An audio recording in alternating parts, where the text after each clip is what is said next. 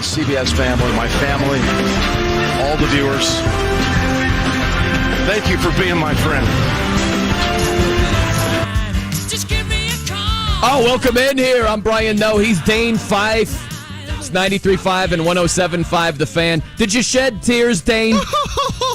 Did you shed tears for Jim Nantz? It's over. The NCAA tournament calls. So what a way to walk off, though. Oh, my gosh. I rolled in the elevator once with Jim Nantz, and his voice, it just made me well up with tears. And you know what he did, Brian?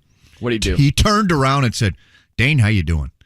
I'm great, Mr. Nantz. Wow. It's good to see you. Ready for the Masters? Nope, I've got to call this game. Well, okay. Well, enjoy yourself, Mr. Nantz. Pleasure.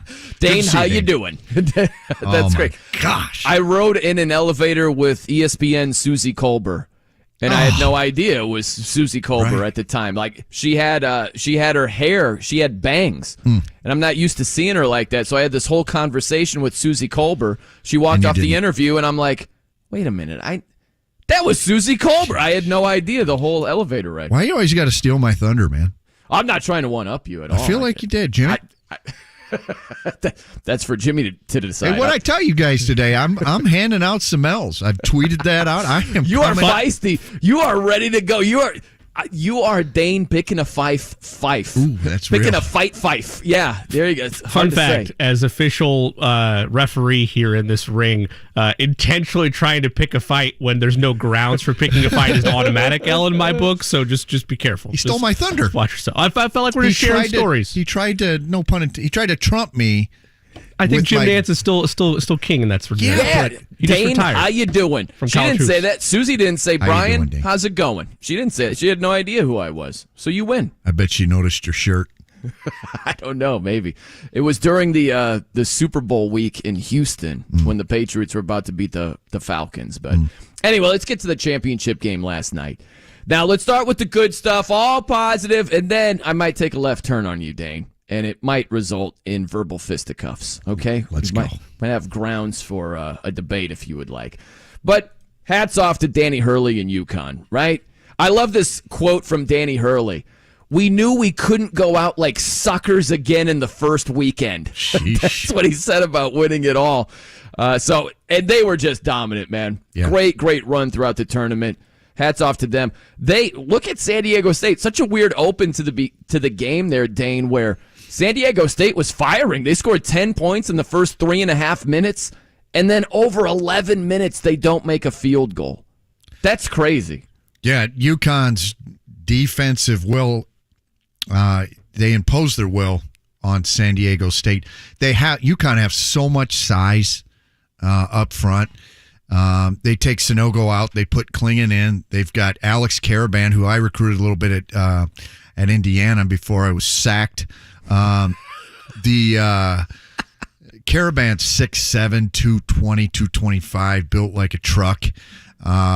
It really was UConn really was the traditionally the best team in the tournament. And what I mean by that is they've got the pros. They've got the size. They've got the athleticism. They've got the bench. Last night it all came together, and they just popped the Aztecs. They did. Absolutely did. Any fun recruiting stories about Caravan over there? Well, it was a short-lived one.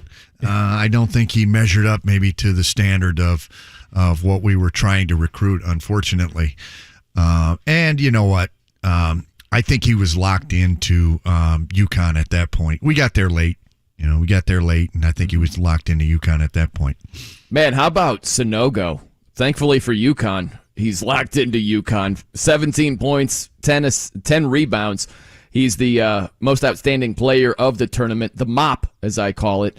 They don't go MVP, they go MOP, is how college basketball does it. But in any event, he was sensational last night, throughout the tournament.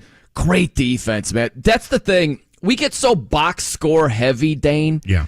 There were so many shots that were affected, not blocked, but affected by Sunogo throughout the tournament, even last night, where it's not going to show up in a box score. If you're watching the game or you're doing a couple of things at once, you're checking Twitter and you're glancing up every now and then, right? Like, you're not going to see everything that Sunogo does, and it was on display last night again. Well, it was interesting, and hey, gosh, I mean, it's like you were in the huddle with Brian Dutcher, Brian, because San Diego State head coach Brian Dutcher, I think it was after the third TV timeout, Tracy Wolfson, who was a great guest on our show yesterday, interviewed San Diego State head coach Brian Dutcher, and he said exactly that. He said, we are not finishing at the rim very well.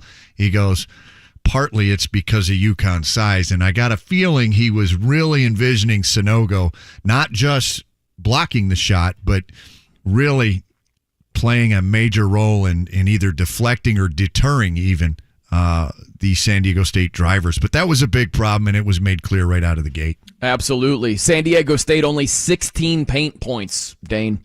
Not good. 16 points in the paint. Yep. You know, not gonna get it. That's like you showing up to a concert, one of your gigs you used to perform without your bassist. Oh, that's a good point, right? It's not going to work out. Not going to be good. Not going to sound as good. No, you got to have great paint touches in the game of basketball, and you've got to have a solid. You have to have it's like the ground game in football.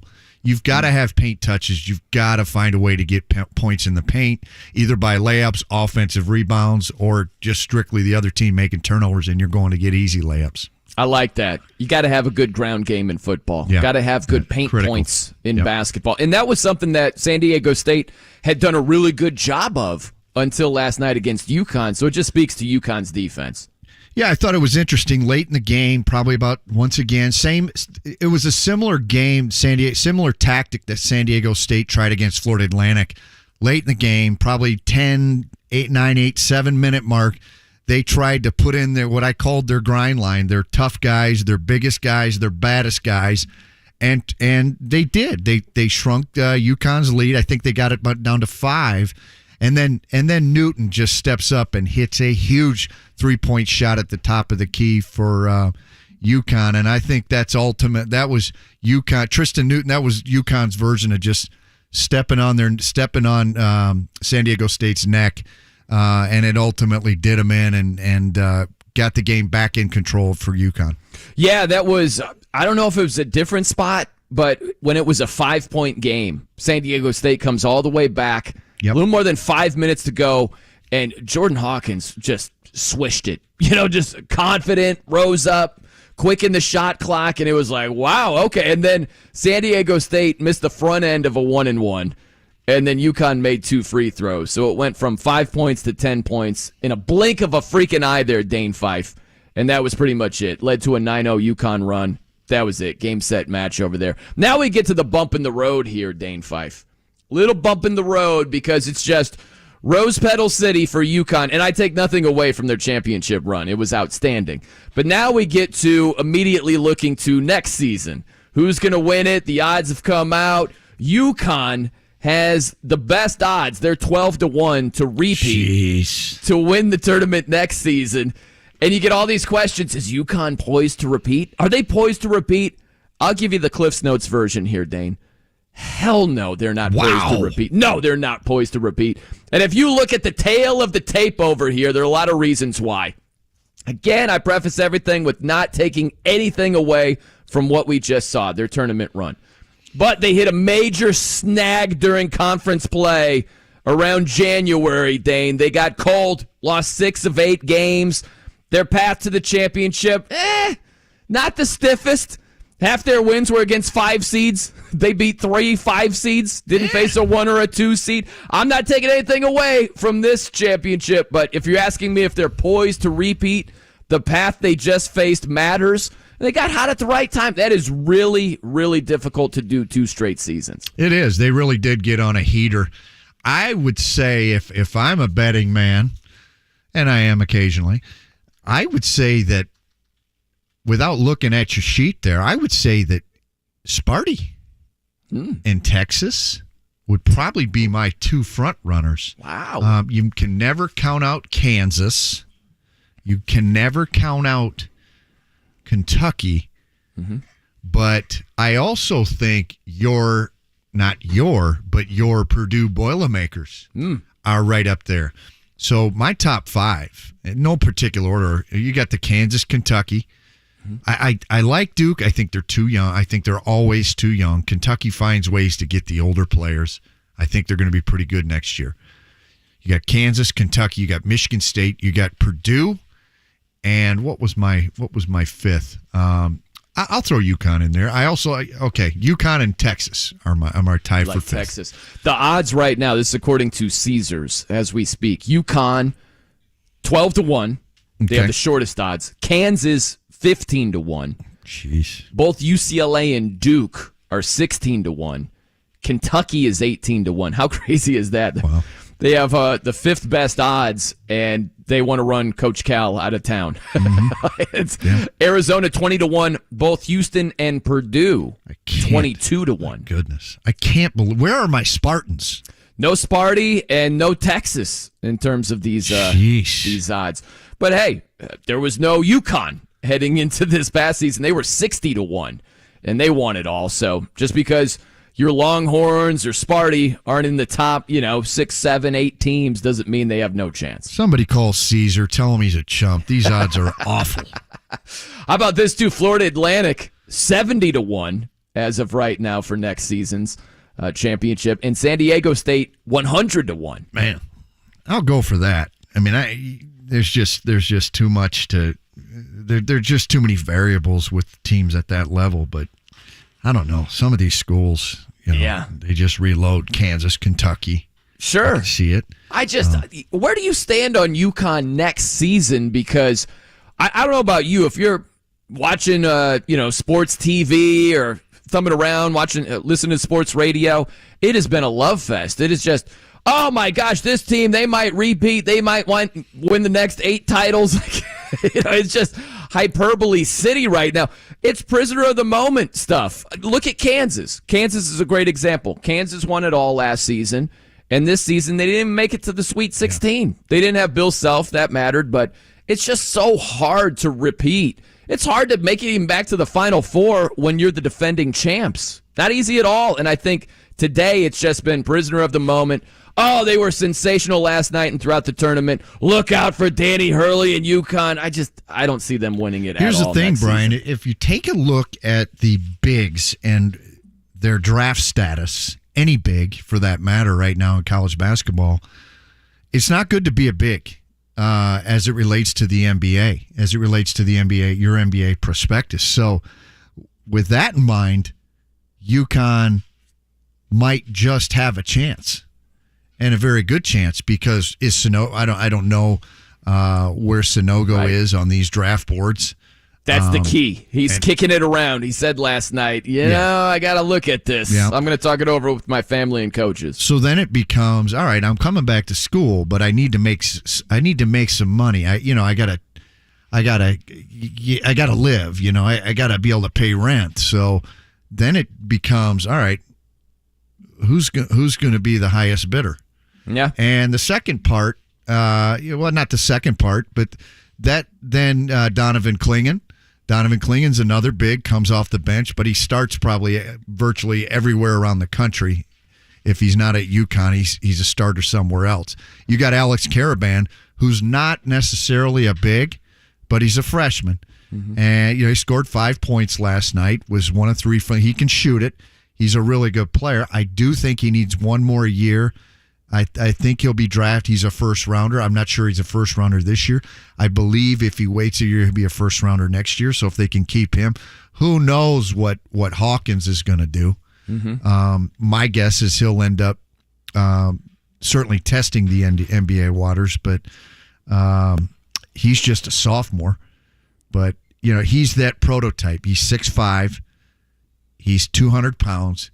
He can shoot the 3 ball. He can score it. He's long. He's kind of the NBA prototype right now. Mm-hmm. Mm-hmm. So I do think I think it'll be easier for UConn to keep their bigs, but I also think there's a chance based on their youth of their guards, they might have a chance to keep that team together. It does sound a lot like Kansas to me. It's not the exact same thing, but right, like Kansas lost a couple of guys from their championship-winning team that are in the NBA, right? Like Brown with the Denver Nuggets is doing his thing. So they lost a couple of dudes. Yeah. What was it? Abaji is in the NBA as well, doing his thing. Like, getting the sea legs. But you got a couple of guys getting minutes in the NBA already. And they have some big-time dudes come in, right? Grady Dick played well. They had other guys come in. But it sounds a lot like UConn where, hey, maybe they lose Sanogo. Maybe they lose Hawkins. They do have 3 players ranked in ESPN's 100 in their incoming recruiting class. Doesn't that sound a lot like Kansas? It does, but it's interesting, and I wonder how many people think this way. What do you guys think?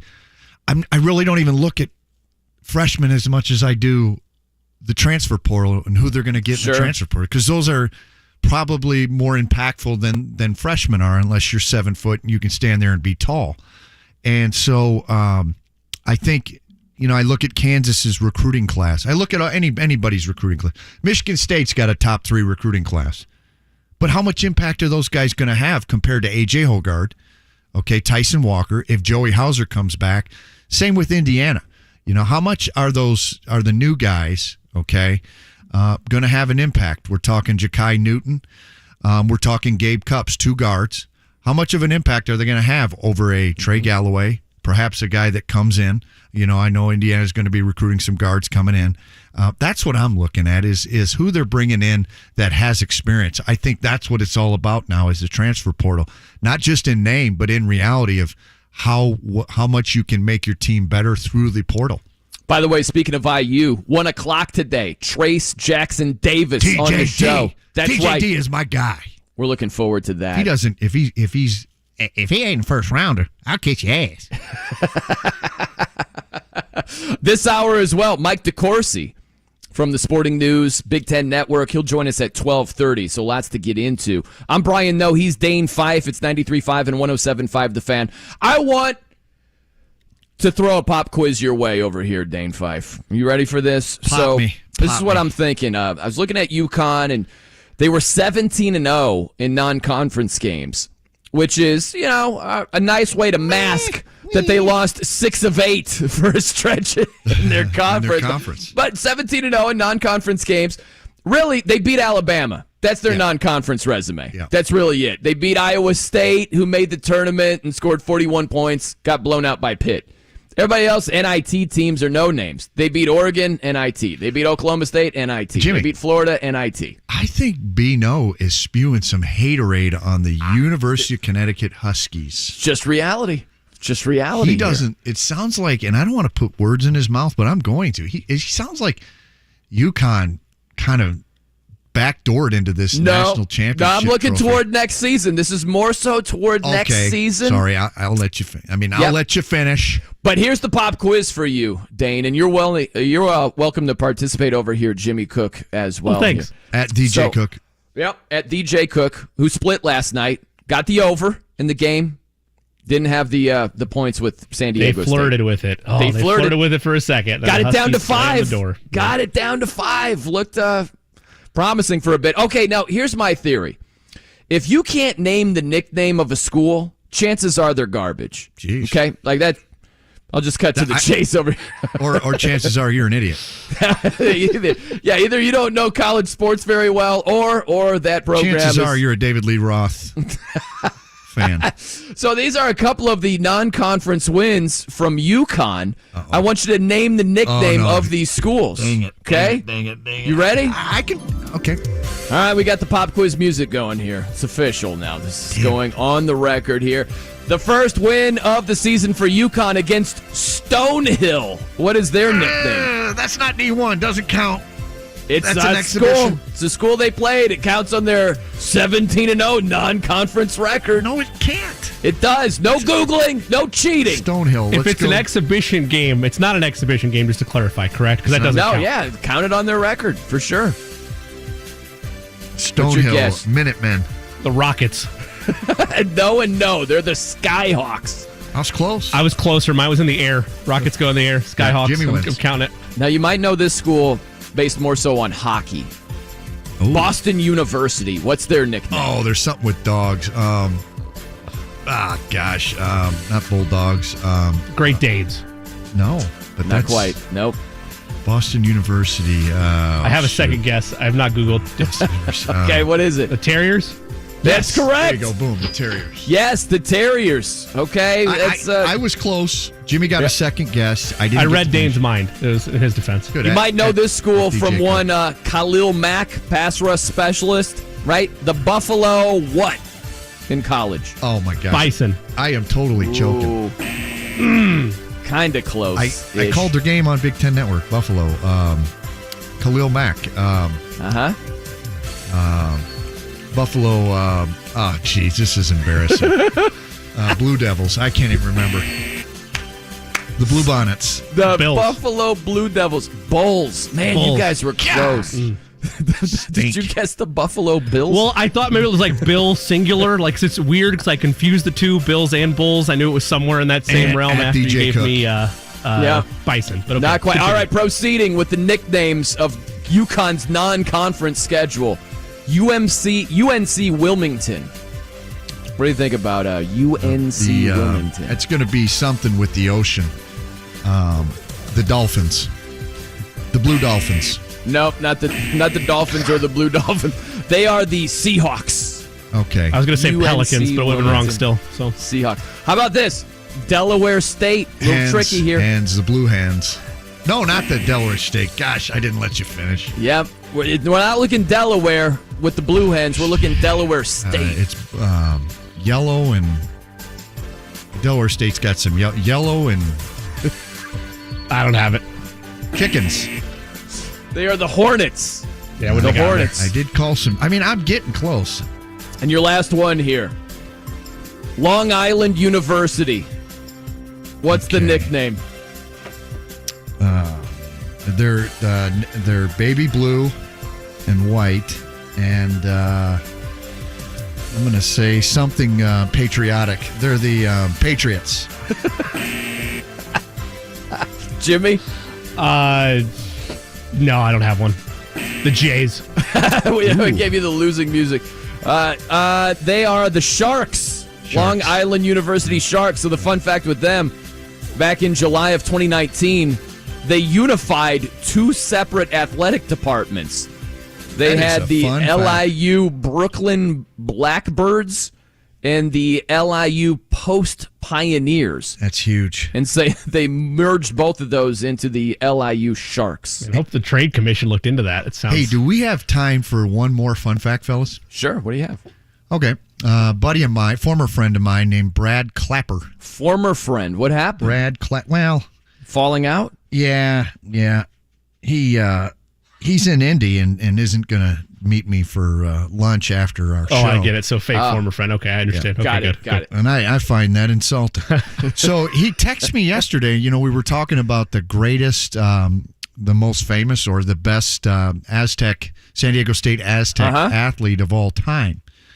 And we talked about Kawhi. We talked about Marshall. We talked about Tony Gwynn. Yep. Did you know this? According to Brad Clapper, a.k.a. Brad Crapper, Tony Gwynn is the all-time leading assist leader for the San Diego State Aztec men's basketball team. Tony Gwynn. That's crazy. One of the greatest hitters. Yeah, absolutely. Of all time. Tony Gwynn was magnificent. All-time assist leader for San Diego State. I think Strasburg went to San Diego State too, right? Not on the same level as Tony Gwynn as a baseball player, but I think Steven Strasburg went there, if I'm not mistaken. Not sure. Not sure. We'll check on that. Oz Hakeem, remember him in the NFL, the wide receiver? Lions. Yeah, he was a San Diego State guy, I think. Is that right? I believe so. Go Lions. We'll double check that. All right, coming up next, we got Mike DeCourcey, Sporting News, Big Ten Network. We'll talk some hoops. We'll see if he yells at me when I say UConn is not going to repeat. Or they're not deserving of the one they have. I did not say that. Mike DeCourcey on the way. I'm Brian, though. He's Dane Fife. It's 93.5 and 107.5 The Fan. Indianapolis is under attack.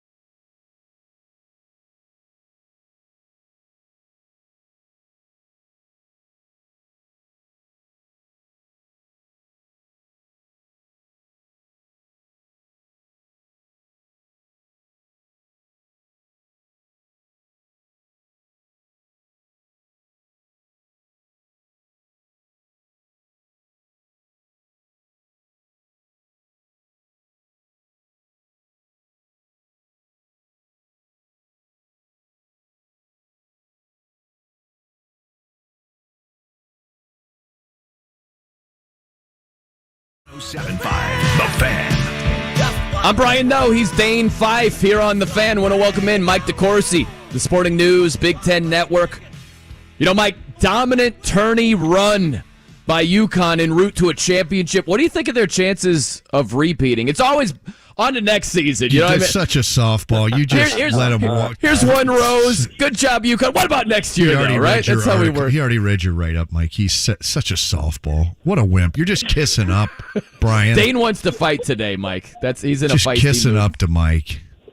You know, guys, I'm ready for a fight anytime, as long as it's verbal and it's about basketball. Yeah. What do you think about the Huskies? Good chance. What are the chances you see them repeating next season? Well, I think there are certain elements that would have to go into that, and it would start with if Adama Sanogo decides that he wants to go professional. I think after having won a championship, and I have not talked to Donovan about this, so I don't know what his status is, whether he is a international student in that sense. I think he is. I assume he's in the same circumstances, say, a Nathan Mensah was, who I did write about, and the problems that he had relative to name, image, and likeness. He wasn't allowed to pursue that. He had, in order to play his fifth year for San Diego State, he had to get a paying internship that was oriented toward his work for an MBA. And that helped him get through this year and get a chance to ultimately play for the national championship. I think Adama would be more likely to go ahead and turn professional. And if he does, then in order to compete seriously to repeat, then Donovan Clingan would have to stay. If both of them went, that would be the end of UConn as a national championship contender in 2024. But if Donovan stayed, you're talking about a guy who could become an All-America level player. Yeah. In addition to, they have the possibility of Tristan Newton returning, the possibility of Andre Jackson returning, the certainty that Alex Caravan will return.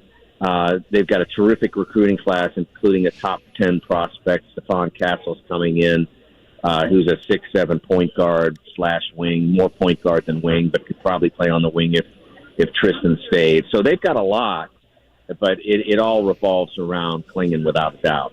Mike, I made this point. Mike's at the, you're at the Bush or are you at Hobby International? I am at the Bush Intercontinental Airport. Yeah, you're at the Spirit. He's in the Spirit section. If anybody knows Mike, he's in the Spirit section. He's got a triple connector on his way back to Indianapolis. But oh no! Oh no! He's got the triple. Not after what I've been through. I'm coming straight home. Mike, we were just talking. I think it's really interesting when I think about teams next year. One, and you wrote a really good article about 7 NFL draft questions or NFL and NBA draft questions, and there were a bunch of bigs that you wrote about whether they're going to stay or go. But when I think about next year's, who's going to be really good next year, the first thing that comes to mind is if it's not good to be a big in the NCAA right now as it relates to the NBA. Oh, no. Yeah, but that's why it's good to be a big in the NCAA because, one, there's name, image, and likeness. And right. Two, you can be Adama Sanogo or you can be David McCormick. And I hear this, guys. I hear this nonsense. I mean, I guess people don't really pay that much attention, but they want to have answers.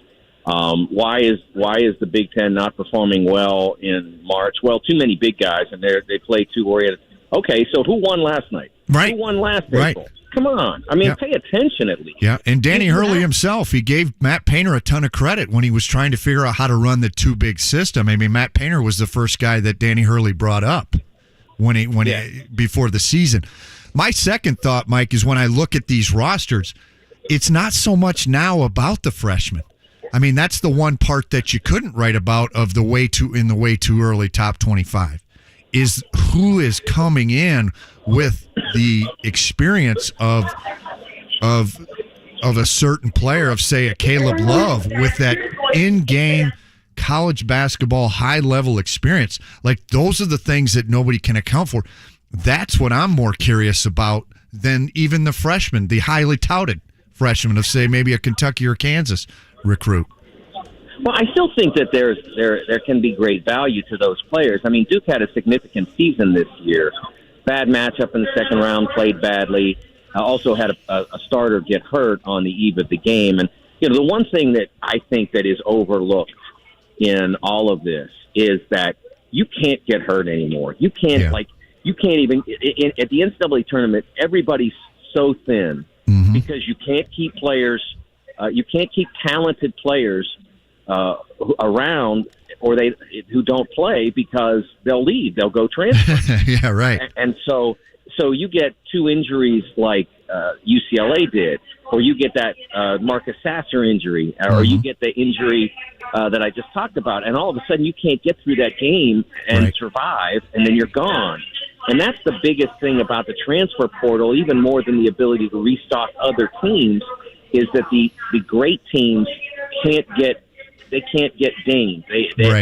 Duke, it just you wind up in a bad spot, and that was true for the Hoosiers this year when Trayce was bothered by his back, and then Xavier was gone, and so they couldn't survive that either. So I think that's important, and I think that the difference now with the freshmen, and I don't think this is a long-term thing, but with the COVID year of eligibility, the difference between a freshman and a senior used to be 4 years, tops 5. Right. Now it's maybe 5, maybe 6, maybe 7. Yeah. And that's a huge differential. That's amazing. You said 7. And you listened to Brian Dutcher talk last night, and he did. He said, I'm going to miss these guys. So-and-so's been here 5 years. The other guy's been here 6 years. I'm thinking, gosh, that sounds like an NBA roster. But, Mike, I want to switch gears a little bit. I saw a picture you tweeted out of Jim Nantz as he was, as his telecast was winding down. Can you share any experiences or your opinion on just the level of greatness that Jim Nantz has had and the grip he's had on the Final Four for years? Well, the funny thing about that is that I have never heard him call a Final Four game. Wow. I mean, obviously, I was there a year. My first Final Fours were a year or two before his, and so I have obviously heard him call Steelers games and Super Bowls and the Masters, or other college games when like he was at a regional, I was not. He's a magnificent announcer, but the thing about Jim is he is such a good guy. Yeah, I mean, he is. I went over to him just to shake his hand and tell him congratulations, and he went like he could just said thank you. There was 100 people that were saying, but he has to say, I really respect your work, and I'll be following it through you, and like, I mean, he doesn't have to do that, but he is just such a nice person that he goes out of his way to be complimentary and make you feel better about yourself. That's to me, that's because I was 3 seats down from him last night and couldn't thank the NCAA more for treating us with respect. And so I did not get to hear his call, but I certainly just absolutely just couldn't value my friendship with him more. He's Mike DeCourcey, the Sporting News Big Ten Network, joining us here on The Fan.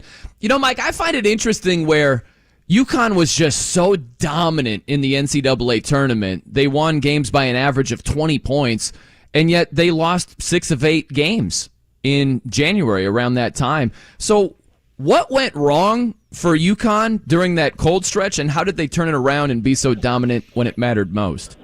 Yeah, remember they started off 14-0, and it wasn't a puffy 14-0. They had Alabama neutral court in there. They had Iowa State neutral court in there. They did some really out good at the wins. Phil Knight, went the Phil Knight Invitational. Yeah. Yep, they had some pretty good opponents. I mean, when they were basically in the same town as Purdue was, and winning at the same level Purdue was, but they were in separate brackets, so they never played each other. And they built a great November, December. And then when they got into January, what really happened to them more than anything was their Big East schedule was a nightmare. They played on the road in one stretch at Xavier, Marquette, and I believe Providence was the third, with a home game against Creighton mixed in. They lost 3 of the 4, and they started to doubt each other. Tristan Newton was new to the program, coming from East Carolina, and he never played at the highest level before. He played against highest level opponents like Houston and Memphis, but he'd never played on a team that was supposed to win those games. They were supposed to lose every one at East Carolina, and so people started to doubt him. He doubted himself. But I think more than anything, that stretch, what it did for UConn, I think it not only turned this season around, but I think it's going to, in the end, make Danny Hurley that much better of a coach. Because during that period, I don't know exactly who it was or whether it was a self-realization, but he finally came to grips with the idea that, look, the refs are not out to get him. They're going to make bad calls. And he's fine to get mad at them from time to time when they make bad calls, but you can't spend your entire game consumed with the refs. If you do, you are. That means you are spending that much less attention and energy on making your team better and making sure that they're in the right places to beat the opponent. That's right. And once he did that, if you watched him on the sideline, did he have moments? Sure. So did Dutch. So did Dusty, and every other coach that I've seen in the tournament. They all had moments where they got angry at the ref, but they weren't obsessed with it. And he was not. He was back to just coaching his team, and probably even calmer than some of the other guys. Maybe not calmer than Dusty. That's a cool dude, man. There aren't many as cool as him. But he was really back to just focusing on the game. And I think in the end, not only does this title validate him in his family, where everybody has been a icon. I mean, his brother is one of the 30 greatest players in the history of college basketball. His dad is in the Naismith Hall of Fame as a high school coach. That's how great he was. So now he's got his own NCAA championship, and he has an understanding of how to get there. Yeah. Mike, speaking of great coaches, Gene Keady, Hall of Famer. How about that one? I'm so happy for him. He is just, I was like many people who followed college basketball in the 80s and 90s, and I didn't get a chance to meet him until I joined the Sporting News in 95, and so then I got a chance to meet him and talk to him, and through that period prior to that, it was, boy, he seems like a kind of angry guy and kind of cranky, and then you meet him, and he is the biggest teddy bear in history. He is the sweetest guy, and so I was so happy for him, and I happened to cross paths with him last night prior to the game and said hello and congratulating him, and I was so happy for him. He's one of the nicest people I've met in decades in the business, and a tremendous coach. Yep. Really delighted for him. Yep. Hey, Mike, real fast, I'm just curious where you stand on parity going forward, because Brian Dutcher, he was speaking about this where he said the parity will continue. We saw a lot of it in the tournament. Where do you stand on all that going forward? I think some of it will cycle out with the COVID year eligibility, guys. When we run out of that, it will calm down to an extent. I think freshmen will then again have a greater impact, and the teams that traditionally get the 5-star players will have an advantage. But I don't think that idea of you're one injury away from losing the game you can't lose, I don't think that's ever going away now with the transfer portal. Because if I'm at State U, I won't say any school. If I'm at State U and I'm not getting any run, and all of a sudden somebody's waving an NIL deal for me from State Tech, I mean, it's just hard to stay now. You have to really love the coach you're playing for and really want to be at that program. I think a lot of legacy guys and young women on the women's side will feel that way. Like, I've always wanted to be at IU, or I've always wanted to be at Notre Dame or Purdue or Ohio State or wherever, and that's where I'm staying unless it's clear I can't play there.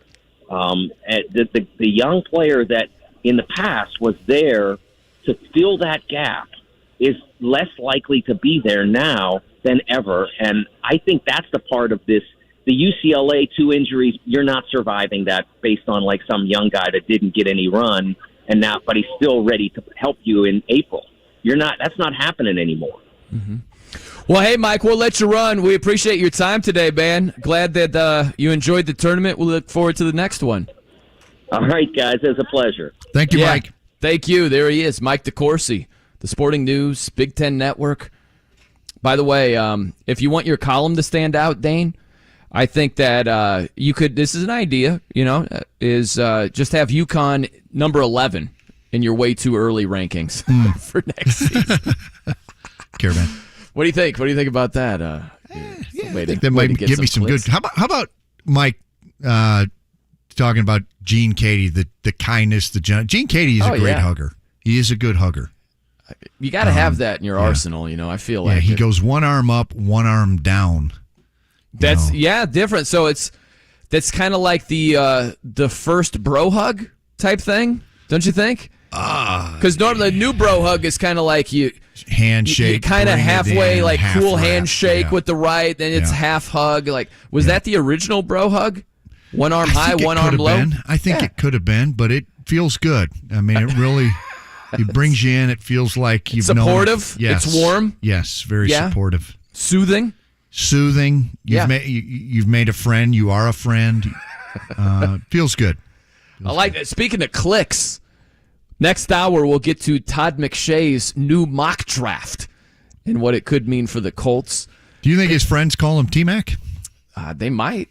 T-Mick. Maybe like Tracy McGrady. It's. I think we go T-Mick. It's the new school T-Mac, right? T-Mick. T-Mick. T-Mick. Coming up next, you'll love this, Dane. This is a freaking awful idea. But it's entertaining, man. Yeah, that's on the way. I'm Brian, though. He's Dane Fife. It's 93.5 and 107.5 The Fan. Okay, I'm ready to record my...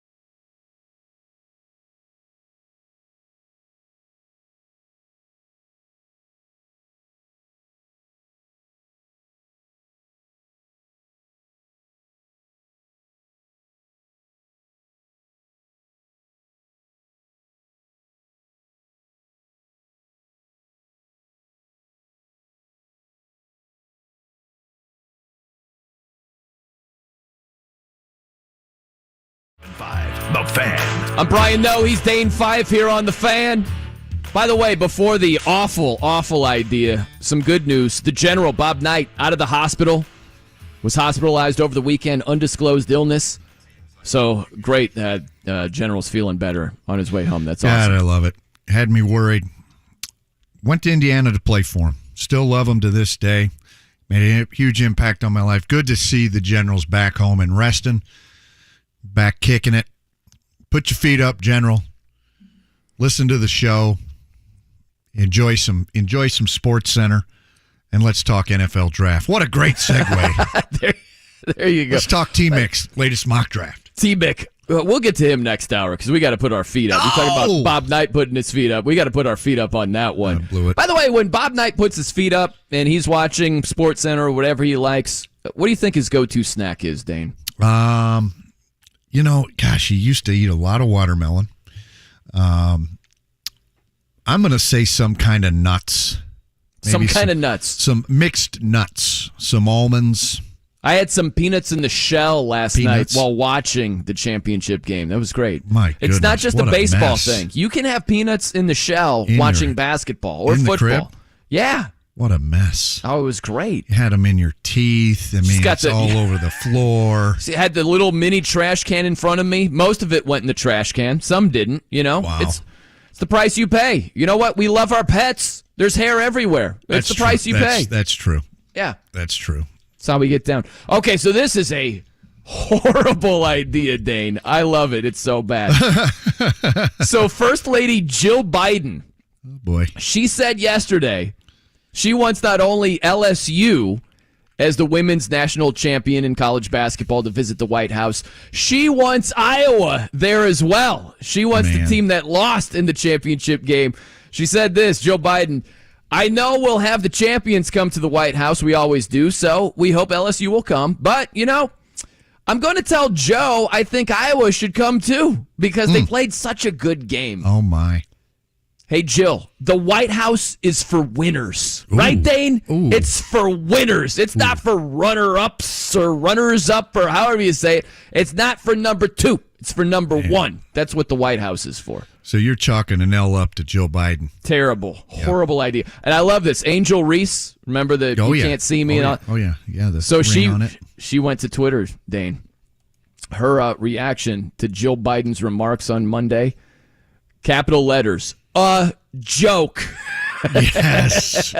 Along with 3 rolling on floor laughing emojis. Man, that exists, the emoji? Not to I get didn't off know subject. the laughing on floor emojis. I know like the crying emoji with the head tilted. Yeah, I'm not sure about the laughing on floor I've never emojis. seen that. I'm going to have to look for that. Jimmy, you up on your current affairs on that? You know what the laughing on floor emoji I is? also was uncertain about the laughing on the floor emoji. So Yeah. I say that the White House is for champions as well. I mean, I heard Michelle Tafoya, former sideline reporter, talking about it this morning that just said, look, where do we stop if we open up that to runner-ups and, try to be symbolic and let's show that we can all come together as friends after a great event and intense battle. Hate it. And not a good idea. No. Madam First Lady. It's just not a good lady. No, or not a good lady. Not a good idea. Cut that up, Jimmy. Let's make promos out of that. Not a good idea. So the press secretary, I love this too. She walked it back. Oh. So the press secretary, she tweeted today clarifying Dr. Biden's initial remarks and said that her comments were intended to applaud the historic game and all women athletes. She looks forward to celebrating the LSU Tigers on their championship win at the White House. I'll buy that. I'll choose to believe that. Yeah, I no really mention will. of Iowa. Yeah, exactly. mention of but Iowa. I'll choose to believe that. I'll choose to believe that Dr. Jill Biden, the First Lady of the United States, was being somewhat facetious and trying to be complimentary to the Iowa Hawkeyes. Oh, no. She was dead serious. She's like, how about we get both teams there in the White House and it's just a good old time. What a game. It was really interesting. You got to think it through, man. Your impersonation of a 90s First Lady? Yeah. Well, it sounds like, I'm not going to say it's the First Lady, but it sounds like a 95-year-old lady is really good. Well, thank you. Thank you very much. Really good. If we could get LSU and Iowa there at the same time, then we'd have Angel Reese and Caitlin Clark. Now we got some potential for entertainment, you know. But I hate the participation trophy type vibe right there. Same here. Same here. It's for winners. That's it. Now this was a great idea. We transitioned from an awful idea to a great idea. You know, Jimmy Cook is a big Yankees fan. You know that thing? He's got his pinstripe jersey on today. Not a jersey. It's a baseball tee. but it's okay. Well, some stripes in it. It's got the jersey. It does have some stripes on it, the jersey front. Yeah. There are pinstripes. Yep. It's got the jersey feel to it. Yeah, the jersey T-shirts. It's a nice touch. Corny. You know, you're a fan, but you're not a psycho That's wearing corny. the full-blown jersey. It's corny. You know? It's arrogant. You don't like it? Yeah, no, it's fine. arrogant. It's arrogant. Good. It's a arrogant. nice look. It's good for the summertime. You don't wear a whole full jersey in the summertime. Oh, well, hey. Does it he say wears the Judgy Patrick on the Mahomes. back? Is that what it says? JCook on the back? No, so Judgy? it does not say Judgy on the back. I appreciate that, though. If you good call back. No, it's just a baseball tee with like the front half of the pinstripes fading into a gray overlayer of the shirt. Wow. It's not like a jersey or anything like that. Though I do like the jersey. It says Yankee Jersey. Hype Man on the back. Yeah, Well, this is a great idea for the Yankees that you're so fond of, JCook. How about Nestor Cortez, starting pitcher? He had mustaches on his cleats. He's well known for his mustache look, and he had just little mustaches all over his cleats. I thought it was tremendous. Play the Great look. game. Quit worrying about it. Play the game. I also thought it was awesome, but I love, regardless of what team it is, that if there is a mustachioed hero, you will see everybody from kids to adults to grandpas and grandmas wearing the stash, little stick-on stash. I'm down for all that. I can do all that, but gosh, I like let it. your game do the talking. You know what I man. don't understand in the NFL is the pregame warm-up cleats that are just absolutely decked out. And you see this every week. It's like, hey, look at the cleats so-and-so was wearing before the game started that he couldn't wear during the game. I don't understand why that's such a thing. I don't get it. Probably getting paid, right, Jimmy? Well, my guess would also be that there are restrictions to the type of cleat you can wear during Absolutely the game. there are. So a happy medium was probably you can wear whatever you want during pregame. So you go crazy with decked-out cleats for pregame warm-ups, All and then to you the wall, switch baby. to your Yep. regular ones? What are we doing? Yep. Ball What are to we- the I understand that. I wasn't sure about it. I wasn't sure What about would you put on your cleat, Jimmy, to represent you? Man. I don't know. Put the smile. You've got a Heinz Ward-like smile. Very pleasant, smiling a lot. I'd put the Dick Butkus-like haircut. Thank you. That's good. Thank you for that. Yep. I would probably, you know what, to go the high road with all this, I would probably like to have something that is a foundation that is close to my heart sometimes. Yes, Jimmy's cheering. Thank you. Oh, No, that's only good for week 14 or whatever it is. such a Only week great man. 14. That Jimmy is such a great Rest of the man. time, we got a dress code over here. Welcome to the NFL. All right, we got Trayce Jackson-Davis right around the corner. Shout out IU. Let's talk some hoops. That's around the corner. I'm Brian, though. He's Dane Fife. It's 93.5 and 107.5, The Fan.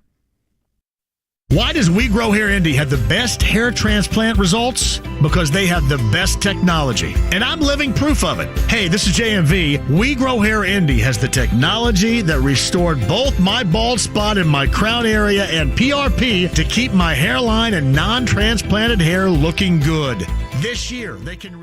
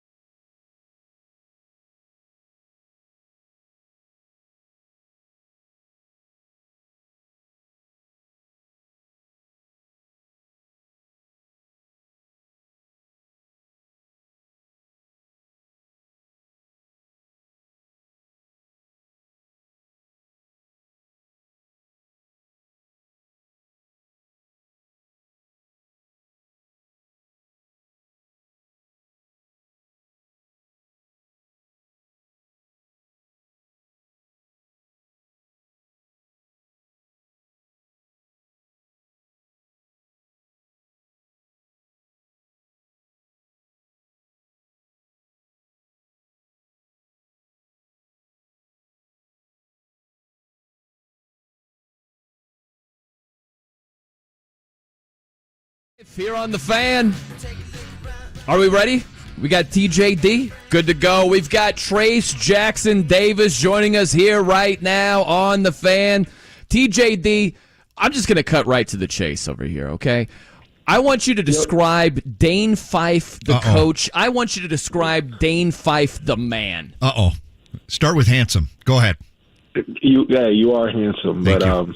I'll say Coach Fife, obviously, he does things his way, and I really, really respect it because he's trying to always get the best out of you. He's trying to push you to pass your limit, almost break you, which isn't a bad thing. He's coaching you hard, but at the end of the day, he wants what's best for you, and that's the biggest thing that I can say about him. He's truly caring about his players. That a baby. We set him up. That was not a softball, Brian. That was great. I promised Trayce he was getting all softballs, and you threw a heater at him. was that chin music? I'm always ready, Coach. Yeah, he is. That's why he's my all-time favorite player ever to coach. Man crush, player crush. I've got it. TJD is my guy. TJD, I haven't seen you at Fresh Time lately. What do we got? Are you sponsored by a new grocery store? What the heck? No, I haven't been to Fresh Time. I went there probably last week. I think it was last week, maybe 2 weeks ago. Yeah, but I need to get back in there. Well, I'm unemployed, so I could. You might have to spot me a few bananas or maybe some. No, I got you. Yep. TJD game last night. What'd you think? It was good. Obviously, UConn was playing really good ball, and I just thought, from my point of view, I thought that San Diego State was just too small for them. I mean, when you're running Sonogo and Klingon, 2-footers, back-to-back, strong, powerful players, it's hard to play. And when you're making shots like that at a high level with the guards, there's not much you can do. I got to thinking last night, and you put my guys Race and Trayce and JG. I don't know him. I don't know Malik. I know he's pretty dang good. Mm-hmm. I like the matchup, and it really is about matchups. And it really is. I thought the UConn bigs just imposed their will, where San Diego State was able to impose their will on Florida Atlantic. UConn, they've really kind of imposed their will throughout the tournament. I mean, I think the Hoosiers would have matched up really well with the UConn Huskies. What do you think? I think we would have matched up well. Obviously, the way that their guards were shooting the ball is tough. True. It's a tough cover, but I think inside it would have been pretty matched, pretty even, especially with Race and his matchup. Yep. And then me and I would say Sonogo cancel each other out pretty well. But they also played Timmy, and Timmy obviously got into foul trouble, which was not good. But I think that game would have been a little different if he wouldn't have got into foul trouble. I don't say they would have won, but they might have. Yeah. They're not losing by 25. No. So you went down to Houston. Is that the first time you've been to a Final Four, either fan, player? Is that the first time? It's my second Final Four, actually. Did you go there last year? No, my first one was actually, I forget what year it was. It was the year that Shabazz Napier won. Yeah. So I was actually at the UConn. Oh, okay. Well, I appreciate that because that was the year that they upset my team, Michigan State, the team that I was coaching with. I feel like you threw a dagger at me, TJD. I don't appreciate that. That one hurt. I think it was 2014. We had a squad, too. We had Gary Harris, Denzel Valentine, Adrian Payne, Keith Appling. Had a squad. Who were you rooting for? Then it was Kentucky. I was a Kentucky fan back then. I can't lie. You're a sick man. Trayce Jackson-Davis with us here. You're a Random sick man, question. TJD. It came to my mind. Paulo Banchero, who ended up being the first overall pick last year, I remember him being at a Formula One race, and someone came up to him and thought he was somebody else. Like when you've been at the Final Four, right? Yeah. Did that happen to you at the past two Final Fours? Did anybody come up and say, "Hey, are you?" And it totally was not who you are. Which was crazy. So a lot of people knew who I was, but some people, because I had my hair in braids, so someone came up to me and thought I was Fino. Yeah. Did you own it? Like, Trayce is the kind of guy that'd own it, though. He'd be Fino the whole day. What up, Fino? I did not own it. I'm not gonna lie. I said, "No, you're talking." He was like, "Yeah, you're Hood Shafino." I said, "Nope, wrong player." How many inches of difference between you guys? About 5 or so? Right? Yeah, only 4 inches. It's not that bad. But not too bad. Trayce the kind of guy that say he's a lot better looking too. Absolutely. I want to go back, TJD, to Dane Fife, the coach.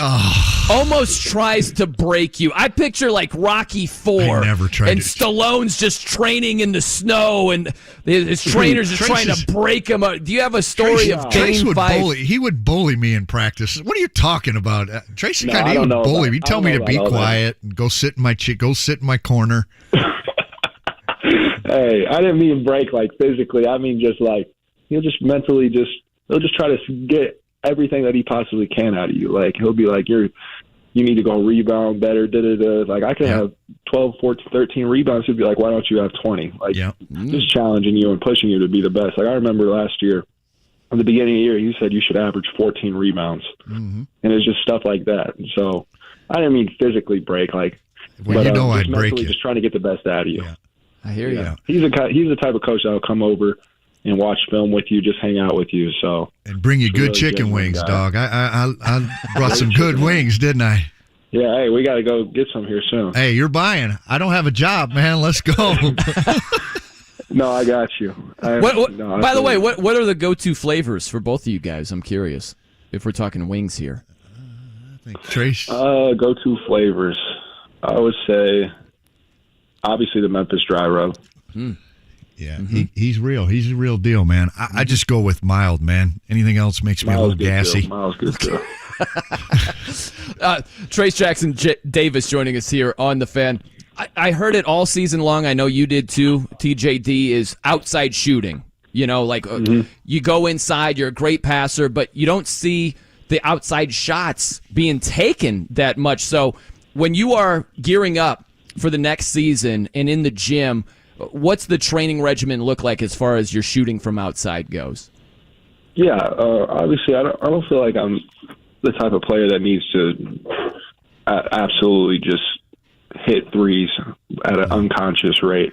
Maybe a pick and pop three here, pick and pop three there, but nothing like crazy. Just to keep the defense honest. Honestly, I think that's the biggest thing for me because I feel like the other parts of my game, whether it be my passing, even my ball handling, bringing up the court, starting to break, and then obviously my inside presence with lob threat, blocking shots on the defensive end of the floor, being able to guard 1 through 5 on switches and pick and rolls are all going to transition really well in the league, and that's what kind of the feedback that I've been getting. So as long as I can just go and show that I can hit an outside shot, I mean, it's fine. I don't really need to do that in college because I was so dominant on the inside. Well, that's why. Yeah, that was my answer, Trayce. I mean, guys, why does it? They said, well, he needs to shoot. No, how do you know he can't shoot? How do you know he doesn't shoot? How the hell do you know? Yeah, that was my argument. Like, guys, he doesn't need to. Why would you try to do something that you're not as good at when you can go dunk on somebody's head? And my point to these NBA guys is bring him in. He'll show you he can shoot. He's got a great stroke. Okay, he probably needs confidence, and that's all. Yep. I still think, and I sorry to steal your thunder here, but I still think, Brian, I think he's just, for the NBA scouts, he's just scratching the surface of what he can do, and as it relates to stepping outside. I mean, this guy. Just wait. He's going to go work out for some of these teams, and they're going to be blown away with the type of dude he is, how coachable he is, and his stroke. He's got a great-looking stroke when he doesn't fade away. Right, Trayce? Yes, sir. Yes, sir. That wimpy fadeaway stuff sometimes, but he got a great stroke when he holds his foul through and straight up, straight down. He can hold. He'd be able to. He may be in the 3-point contest one of these days. Hey, Karl Anthony Towns was. He didn't shoot very many threes in college. That's right, baby. Yeah, I'm on board. Does that annoy you at all, TJD? All the questions about your outside shooting when, like Dane said, when you're dunking on someone's head, you don't have to shoot from 23. No, yeah, exactly. I mean, everyone has their opinions. I can't really worry about them, but I just feel like they haven't really. No one in the NBA world that I've talked to, whether it be my agents, my dad, have said that I can't shoot. They just said that I haven't. And so I feel like after I show them, then that's going to be just out of the question. And so just need to focus on that coming this off season and just shoot the ball at a high rate, shoot the ball at just getting repetition and building my confidence, really. I told your dad the other day, you need a hype man, and I'd be a great hype man. Oh, man, you would. You guys, would. You guys got to admit, how much do I hype this dude up? I mean, I'm better than your boy Chuck, better than your boy, what's the other guy's name, Trayce? E-Man. E-Man. I mean, I got to get a nickname like Chuck or E-Man, but exactly. I need 2 syllables. But I'm probably the best hype man Trayce has. Low key. Yeah. Low key. You have to, so it doesn't get to my head. Yeah, that's right. I'm thinking something like, Flavor Flav was the ultimate hype man with Chuck D. There's got to be something with Flavor Fife. Ooh, I don't know. yeah. Maybe there's something Flavor there. Fife. Yeah. Yeah. Or maybe you go in a different direction with Flavor, That's I don't right. know. That's right. TJD, don't let me make it awkward, man, but it seems like you're headed to the NBA. Don't answer it if you don't want to, but awkward. Do you have an announcement anytime in the near future? Are you just feeling things out right now? Yeah, I'll have an announcement probably in the next few days, actually. Yeah. Well, kind of late to the party, so it is what it is. Yeah, you wanted to wait till after. You didn't want to steal UConn's thunder. No, exactly. I know. I know the whole world's waiting for it, so I was going to let UConn have it. Whichever court you're on, are we going to see the Hood Schifino type hairstyle that you were rocking at the Final Four? Yeah. I might do it a few times. Yeah. I know Coach Five don't like the tips, though, so I might take those out. What was it like playing with Hood Schifino as he goes to the NBA, TJD? He's probably one of the best guards that I played with, and even as a freshman, just being able, the maturity that he has, the way that he does things, taking care of his body, his nutrition, it's all pro-like already. His maturity. Coach, if you were here this year, you would have been blown away by that. I'm not going to lie. I heard a lot of stories just from you guys, just in terms of that aspect. I think it really helped all you guys. But you matured too, man. You did too. Yeah. You did a heck of a job leading them. And I just listening to you talk about the importance of leadership, that's been nice to see, and I think it'll pay dividends at the next level, TJD, for sure. Absolutely. TJD, before we let you go, man, I'm just thinking about your career at IU, and when you start reflecting on the best moments, what do you flash back to the most? I've done a little bit of reflecting, but just making the tournament for the first time. Yeah. Obviously, beating Purdue at Purdue since the first time since 2013, 2016. I don't know when it was, but it's been a while. And then just cherishing every moment with my teammates, really. Just being on the court. Senior night was a huge one. Getting able to beat Michigan. That was really cool because we haven't won on senior night here in a long time, too. So it's all big moments. Yeah, that Purdue win at Purdue, man, under those circumstances was big time. And it was a thumping. I mean, it wasn't like it was just a upset and a tight game. You thumped them. That was impressive. TJD, I haven't done radio with anybody who snacks as much as Dane Fife does. He's either got the applesauce, the cashews going. Is he one of the biggest snacking coaches you've ever had? Oh yeah, he's always getting snacks, offering, "You want some of this?" Yeah, no, I'm good, coach. But he's always snacking. He's always in the team locker room getting some. That's true. Types of snacks. That's awesome, Trayce. Well, hey man, thanks for the time today, Trayce. It was a lot of fun, man, and we'll catch you down the road, bud. See you, buddy. Thank you. Appreciate you guys. Thank you. Yeah, for sure. There he is, Trayce Jackson-Davis. You're a very you share. You're a good-hearted guy there, Dane. Thank you. Except for when the microphones turn on and you're like, I want to pick a fight. Oh yeah, every now and then I'm ready you have for a brawl. I was thinking of starting one with TJD. Oh yeah. What would you have gone with? Oh, just probably one of his quirks in practice, like getting these young cats to pay attention when things are really boring. During practice, you're like walking through stuff, and the other, the second team is walking through a defensive coverage, and the first team's on the sidelines, and I'd maybe send a manager over there to keep Trayce from losing focus and every waking moment. But that was when he was young. He's grown up now, but I was ready to pick a fight with him.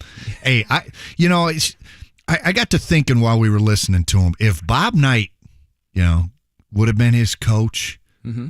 Oh man, incredible what he could have done, where he'd be. Discipline, focus, just work ethic, coachability. Bob Knight, and he's been there a couple times in practice, but man, was Coach Knight brilliant. And thankful that he's out of the hospital and healthy again. But I got to thinking, where would Trayce be if Coach Knight were his coach? Woo!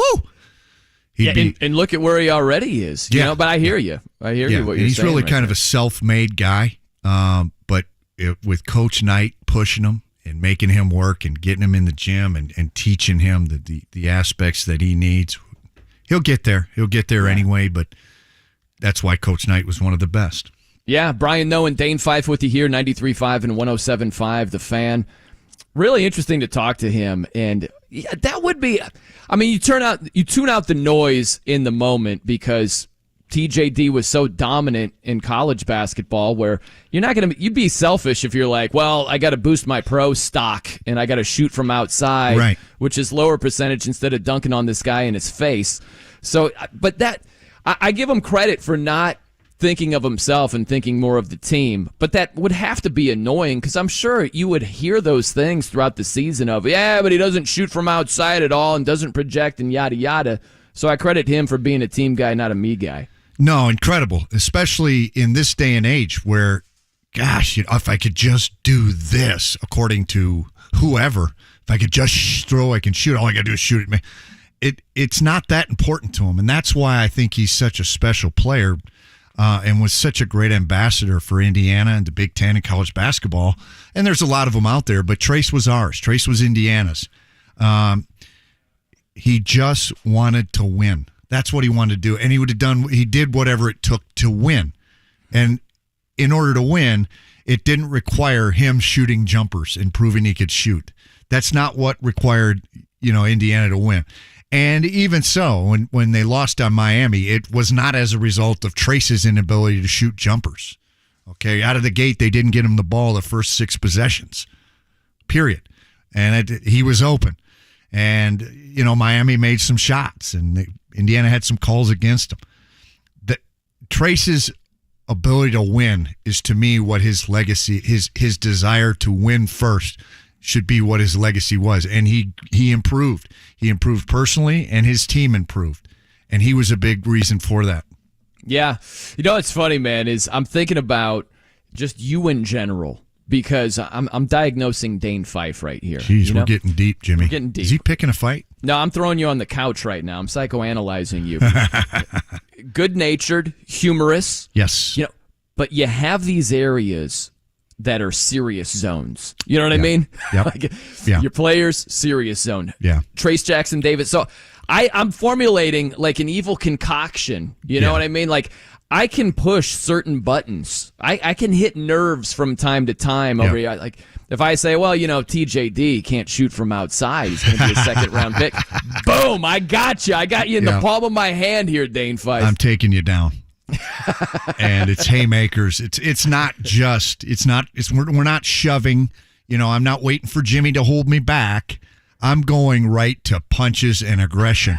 I'm not feeling you out. I'm coming after you. That's right. No, this isn't the first round. We're feeling it out. No. This is uppercut city. No, uppercut, eye gouging. I fight dirty. I always tell people that. Yeah, I'll kick your butt. Okay, fine. I just want you to know I fight dirty. You need to cover, what does that mean? Well, you need to cover certain areas of your body. Typically certain things areas, that are typically cover things that have a round shape to them. Okay. I'll give you one example. Eyeballs. You want to cover those because I will gouge. Because if we're fighting. I'm fighting to survive. I can only think of a few areas anatomically that are of the round variety. You've got organs too. You go straight for the organs? I was just you're throwing it out there. Yeah. To give you some. Okay, so if you don't go for the organs, we're talking eyes. There's not much left there right now. If it's men fighting, there's eyes, and then there's growing area. Yes, that's exactly right. Because we're fighting to win. I'm not fighting to see who can land the best fist punch. We're fighting to win. This is a fight, and you mess with Trayce Jackson-Davis, there's a good chance I'm fighting you. Okay, here's the true test. Right, here's the true question: which is worse, or which do you get more flack for? That would be it. Losing a fight or winning a fight via groin shot. You know what I mean? It's the former. You get called out way more flack for losing a fight. So I like where you're going. You're like, hey, I lived to all tell bets about are it. off. I lived to tell about it. I lived. It's a fight. I've got another all day. my stuff that's working. My eyes, my growing area, everything still works. My opponent can't say that. Can't say so much about that. He can't say as much. By the way, right around the corner, we'll get to the latest mock draft of Todd McShay, what it means for the Colts. T-Mick. But how about this here? Interesting news. This might involve our guy Jimmy Cook, trusted producer here.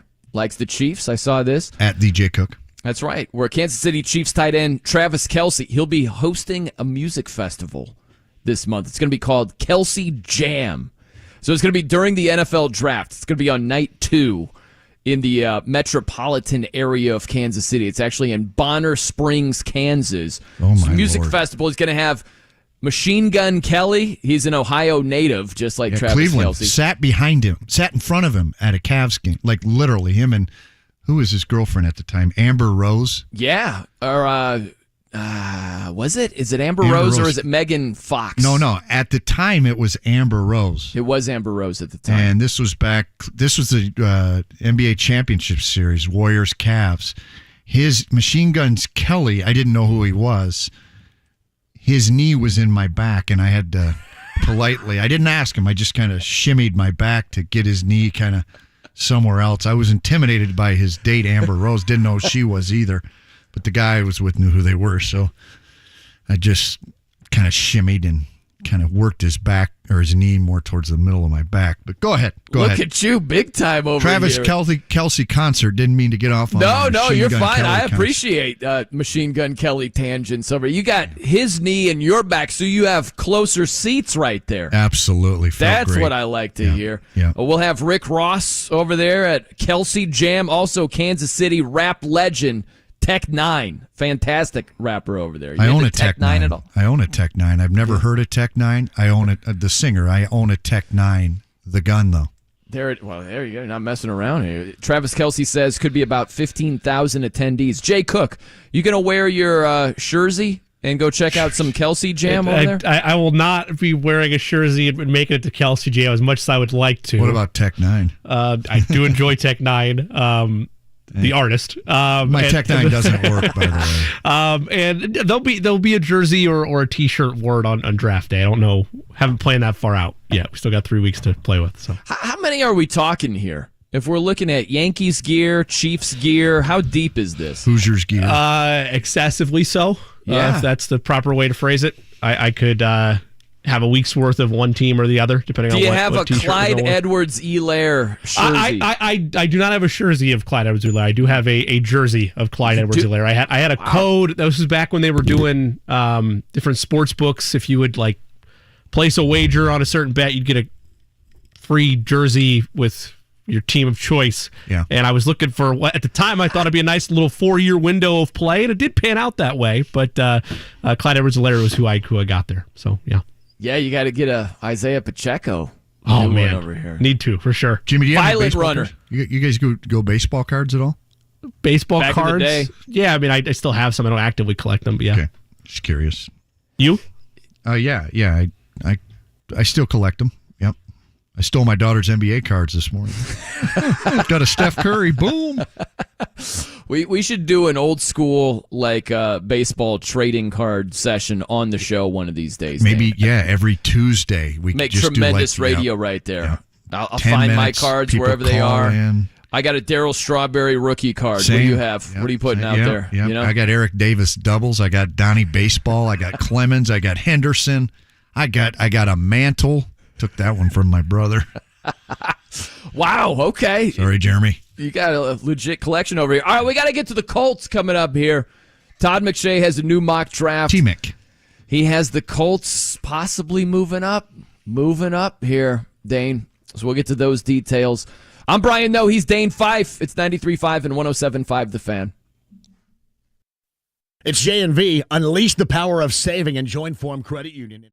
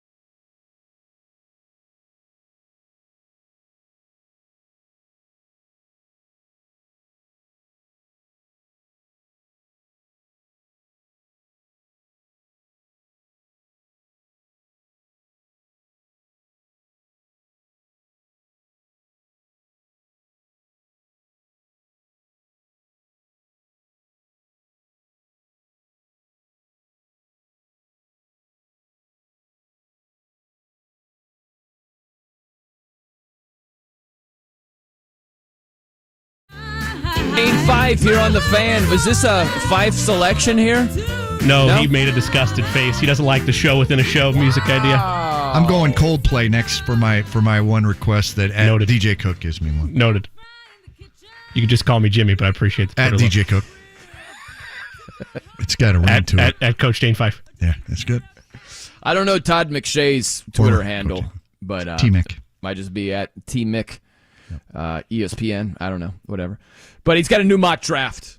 We're talking mock draft 4.0, Dane Fife. You know, it'd be nice if Brian would share the ESPN password with us so we could see the mock draft too. Well, I'll give you the highlights here. This is all you really got to know, okay? He's got quarterbacks going 1-2, C.J. Stroud, Bryce Young. Then he has the Colts. They're moving on up to number 3. Foreshadowing from DJ Cook. Yeah, with the music. He's got the Colts trading up to number 3 with Arizona to get Anthony Richardson, Florida quarterback here. He's got Will Levis, Will the Thrill Levis, as I call him, going all the way down. Number 14 overall. He's got Tampa moving up with the Patriots. Mock trade, if you will. So he's got the Tampa Bay Bucks getting Will the Thrill Levis at number 14. Now, this is also what McShay writes. He says, the Cards drop only one spot to number 4, can still draft a dominant defender and pick up something in the ballpark of a third-rounder, number 79, and a future second-rounder along the way. So let's just say it's along these lines. It's in the ballpark of what it would cost for the Colts to move up from number 4 to number 3. Are you giving up, Dane Fife, a second-round pick and a third-round pick to move up one spot to be able to be guaranteed that you get Anthony Richardson? No, I'm taking Will Levis. I shared my reasons why yesterday. You take Will Levis. He's more game ready. He's more experienced. He's more of a drop-back quarterback. And according to JMV, it's the guy that the Colts have wanted since the fall. Will Levis, let's go. Book it. There's no need to move up. The only other option, take a defensive player at 4 and go with Hooker late in the first round. What's so interesting to me is this is a high-stakes game of poker. And let's just say, for the sake of argument, the Colts, they do have their eye on Will the Thrill Levis. And JMV is completely correct. That's their guy. The way it's trending right now, the way it feels, doesn't mean it's going to play out in actuality, but it feels like Will the Thrill Levis is not the hot name. He's not the hot commodity right now. So if the Colts have their eye on Will Levis, do they stay at number 4 and play the odds that he's still going to be there when they draft? Or do they say, let's just not chance it here. We think he's going to be the real deal. Let's trade a second and a third rounder to get him at number 3 overall. That is really interesting. Well, you never know. Maybe the Colts are the ones doing the negative campaign on Levis, so he stays at so he's available at 4. There you go. You just never know with the information age, the world of social media, where someone can take Will Levis, which was silly, to post his body on social media before and after, which isn't out of the ordinary, right? And liken it to arrogance, liken it to he's all about himself. Which, if you're going to be a QB, you better be about yourself quite a bit. Because those D linemen coming after you, they ain't going to be. Your fans, they ain't going to be when you throw an incomplete pass. You know what's funny, too, is some people are really bent out of shape about the Will Levis selfies. Yeah. Where it's, he looks like a meathead. What's he doing? This isn't what quarterbacks do, and yada, yada. And it just makes me think, what would the reaction be if that was a quarterback that you might have rated higher doing the same thing? Yep. What's the reaction if it's Bryce Young? I know he's not built like a Greek god, but what if it's C.J. Stroud? What if it's Anthony Richardson, right? He's got some guns. He's got some muscle over there. What if Anthony Richardson has the bathroom selfies? Is it as big of a deal for the people who are blasting Will Levis? The point is, I just don't think they have Will Levis rated that high or as high, and then it turns into look at this freaking guy over here, and they're off and running, right? Don't you think where they have him rated has something to do with the venom that you hear about him? Well, I think personally somebody took a page right out of the politics, American politics or politics in general, where they're running an anti-publicity, a negative publicity campaign against Will Levis, whether it's somebody else's agent. I really believe that, because if you go back, I could go back and twist and turn the social media posts of any of these quarterbacks, of anybody on the planet, and make it look negative and spin it into something negative. Had a great time last night. Oh, okay. What do you mean you had a great time? What did you do? Were you out drinking? Were you out smoking? Were you out partying? Were you out chasing women? What do you mean? What time did you go to bed? Can we not count on you to go to bed? No. I was actually at a church retreat. We were at lock-in. I had a fun time. I actually fell asleep at 10:30. We watched the Waltons' wedding night. You know what I'm saying? Sure, and so the way these things get twisted and turned, to me, Will Levis was trying to show, look, I was injured for much of the year last year, got out of shape, lost weight, didn't have the frame that or had been accused of not being in good muscular shape. So I'm simply showing you my tone. Look, I'm bigger, I'm stronger. I'm tired of people trashing me. Here I am. Mm-hmm. The tail is in the photo. This is what I This is what I am right now. Look, everybody, shut up. Hey, I get it, man. I get it. And I'm curious where the curveball is going to be. Last year in the top 5, it was Derek Stingley Jr. He went number 3 overall. The LSU cornerback went to the Houston Texans. And that wasn't in any of these mock drafts leading up to the draft. And then you heard a little bit, you heard some whispers, and then boom, something happened.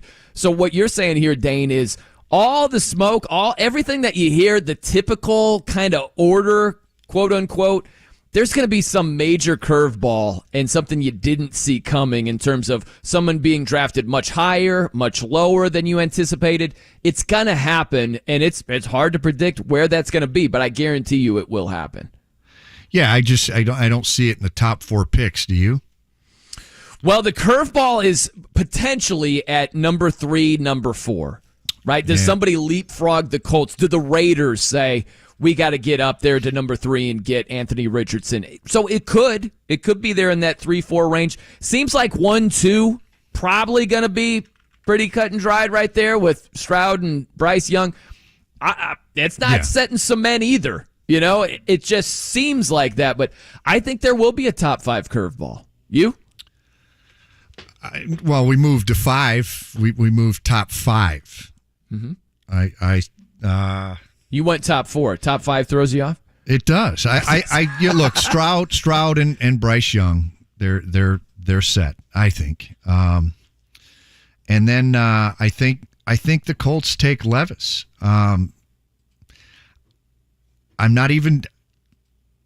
I guess I'm not versed enough to think that, or to believe whether there'll be a curveball, other than I think the teams that need quarterbacks, they're going to select the quarterbacks. That I think the jockeying has happened. Mm-hmm. And I think in the first 4, I think it's Levis at 4. I think it's then you've got Bryce Young and Stroud. Otherwise, I'm not seeing a curveball. Maybe that you and McNugget or McShay are seeing. I'm seeing curveball. When you've got quarterbacks on the board, when you have Arizona, which is an obvious trade spot should you need a quarterback, and you're looking at the Colts at number 4 lurking. So yeah, I see some fireworks. You know, maybe. Put it that way. It's either going to be a curveball matched with fireworks, or it's just going to be fireworks. It's not going to be a major curveball. I do think we're going to get a knuckle change in the top 5, something that you didn't quite see coming. That's like, wow, that's aggressive, that's bold. I think we're going to see something like that. I just think if you're the Colts, you call Arizona's bluff. Call Arizona's bluff. Well, you're not only calling their bluff, you're calling the Raiders' bluff, the Lions' bluff, the Washington Commanders' bluff, anybody who needs a quarterback that is a candidate to leapfrog you number 3 overall. Lions don't need a quarterback. Really? Really. His name is Jared Goff. Okay. He's really good. He's Jared Goff, right? Who the Lions traded for because the Rams. Well, go back to the move with the Rams getting Matthew Stafford, right? You're welcome, Rams. The Rams get Stafford, the Lions get Goff. It wasn't just straight up, you know what I mean? It wasn't just a straight up deal. You had a couple of first rounders, a third rounder, you had all kinds of stuff along with Jared Goff going to the Lions, you know? So that tells you a lot. It tells you where he is in the quarterback hierarchy, the pecking order over there. I think the one game changer in the draft, the one unknown, and the best chance to be a game changer is Will Levis. Put him up there, huh? You know, hey, listen, I'm all about Will the Thrill Levis. I think that he can be a difference maker in the NFL. It's interesting, though, too, Dane, is where you are in the rankings and how you're perceived based on that, where I'll hear some things about Hendon Hooker, and I'm not telling you he's going to stink in the NFL, but you hear way more positive things about Hendon Hooker than negative things. Yeah. Because he's not one of the top 4 prospects. He hasn't been picked apart. Right, according to most draft boards, right? Other than his injury. Yeah. Right. So I think that it becomes a little bit more positive of a critique right. with Hendon Hooker, right? But if you look at the top 4 guys, and Will Levis is typically in that grouping, right, there become a lot more criticisms, a lot more critical comments with Will Levis. Well, we have a saying, and I guess it's not. I guess it's a saying across the board. Well, in recruiting in college basketball, when you're the leader in recruiting for a long time, it's hard to do that because you're getting picked apart by the other schools. Yeah. And the same can be said for what you're talking about. I think it's a great point where you've got, pretty soon it's going to be, before the draft, Anthony, we'll know every rumor and every piece of fake news and real news about Anthony Richardson because his name has now come to the forefront. You know what I also think it comes into play here is you guard against getting it really wrong. You know what I mean? Like it is. It's a little bit like gambling. JCook has his picks at the end of the show. At DJ Cook. At DJ Cook. And, listen, in gambling, a lot of times, the reason people root for or bet on the favorites is because they don't want to look like morons should they be wrong. You're not going to look as stupid if you, you lay the points with UConn and they don't cover compared to, you took one of the earlier teams that they beat. I'm going to take the points with, let me see their first game. I'm going to take the points with Iona. It doesn't work out. They lose by 24. You look stupid. Yeah. So a lot of people go with the favorites. So if it's the same concept when it comes to the draft. Who could make you look stupid? In the minds of most people, they look at and say, well, Bryce Young could make me look stupid. He won a Heisman Trophy, right? We saw him play some huge games on the biggest of stages at Alabama. C.J. Stroud could make me look stupid. Look at what he just did to Georgia's defense.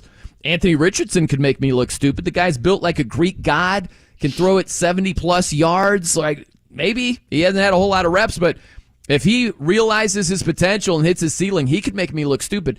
So it's not like it's not out of left field. Winning the press conference. Well, it's not out of left field that you don't hear as many negative things about those guys because the typical feeling is, man, these guys could come back to haunt me. They could make me look stupid.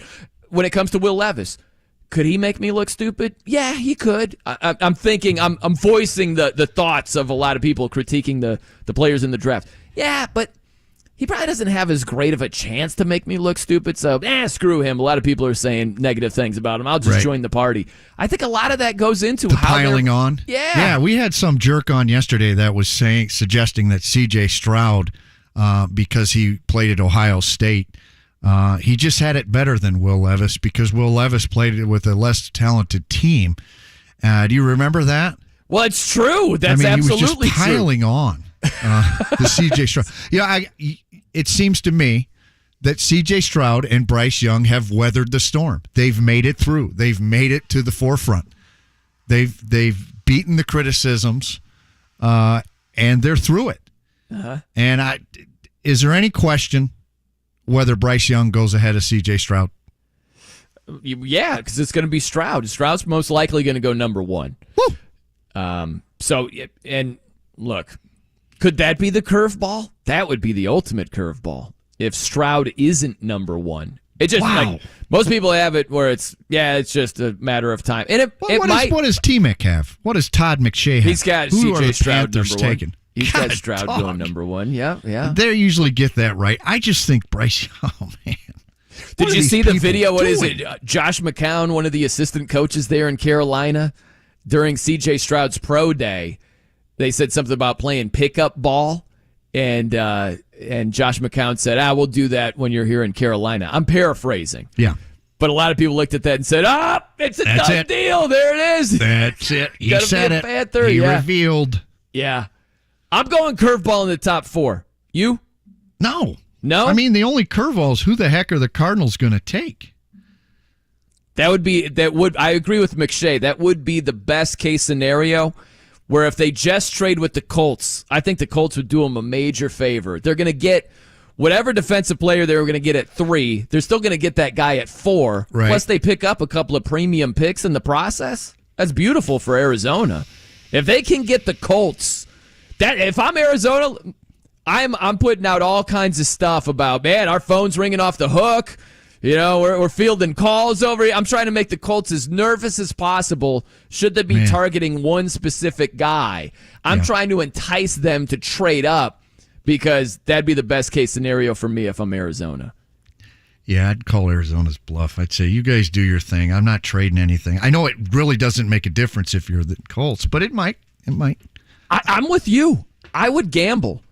I really would. 4. I would stay at 4, thinking the odds are better than not that Will Levis is still there. And I think it's 50-50. Yeah. I mean, with Richardson, and I'm not in the Colts war room. What a gamble, though. Like, think about that. Yeah. If you're like, this is our guy, we think, but we're banking on him still being there at number 4. Think about the Cardinals' ego being so big. Oh, they wouldn't trade with us. We'll show them. We're taking Levis.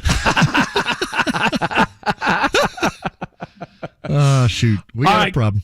Coming up next. Oh, baby. Dane, you had a problem with De'Aaron Fox, Sacramento Kings guard, being critical of college basketball in general. Yep. That is nothing compared to how mad you'll be about this next guy. Yeah, it's that serious. I might have to down an apple. I need some hydration, some minerals, some vitamins. I need to eyeball Jimmy's Dit Butkus top shelf there to channel my inner monsters of the Midway. What are you talking about? Monsters of the Midway. I'm gearing up for a fight, Jimmy. There you go. To throw hands with Brian? Yeah. It's not about me. It's about this mystery man. Are you even listening? Man. What are you sleeping over there? What's going on? Sorry, you lost me at Dick Butkus Monsters of the Midway. Didn't Butkus play for the Bears? He did. Well, then that's what I'm talking about. I understood what you're talking about. You just asked me what I was talking about. I was trying to get to the end of the tease. That's all I was looking for. Fair. I'm new at this. Power up. These next couple of minutes, you power up, Pfeiffer, because this quote, you might be looking for a fight. Just make sure it's up to date. I hope you didn't go digging up just to piss me off. Nope. It was this morning. This morning, I heard something this morning, and I said, "Ooh, Dane is not gonna like this," and that's why it's perfect for the show, right? So I'm Brian. No, he's Dane Fife. It's 93.5 and 107.5 The Fan. Dr. Trudy Fleer here with the 5G.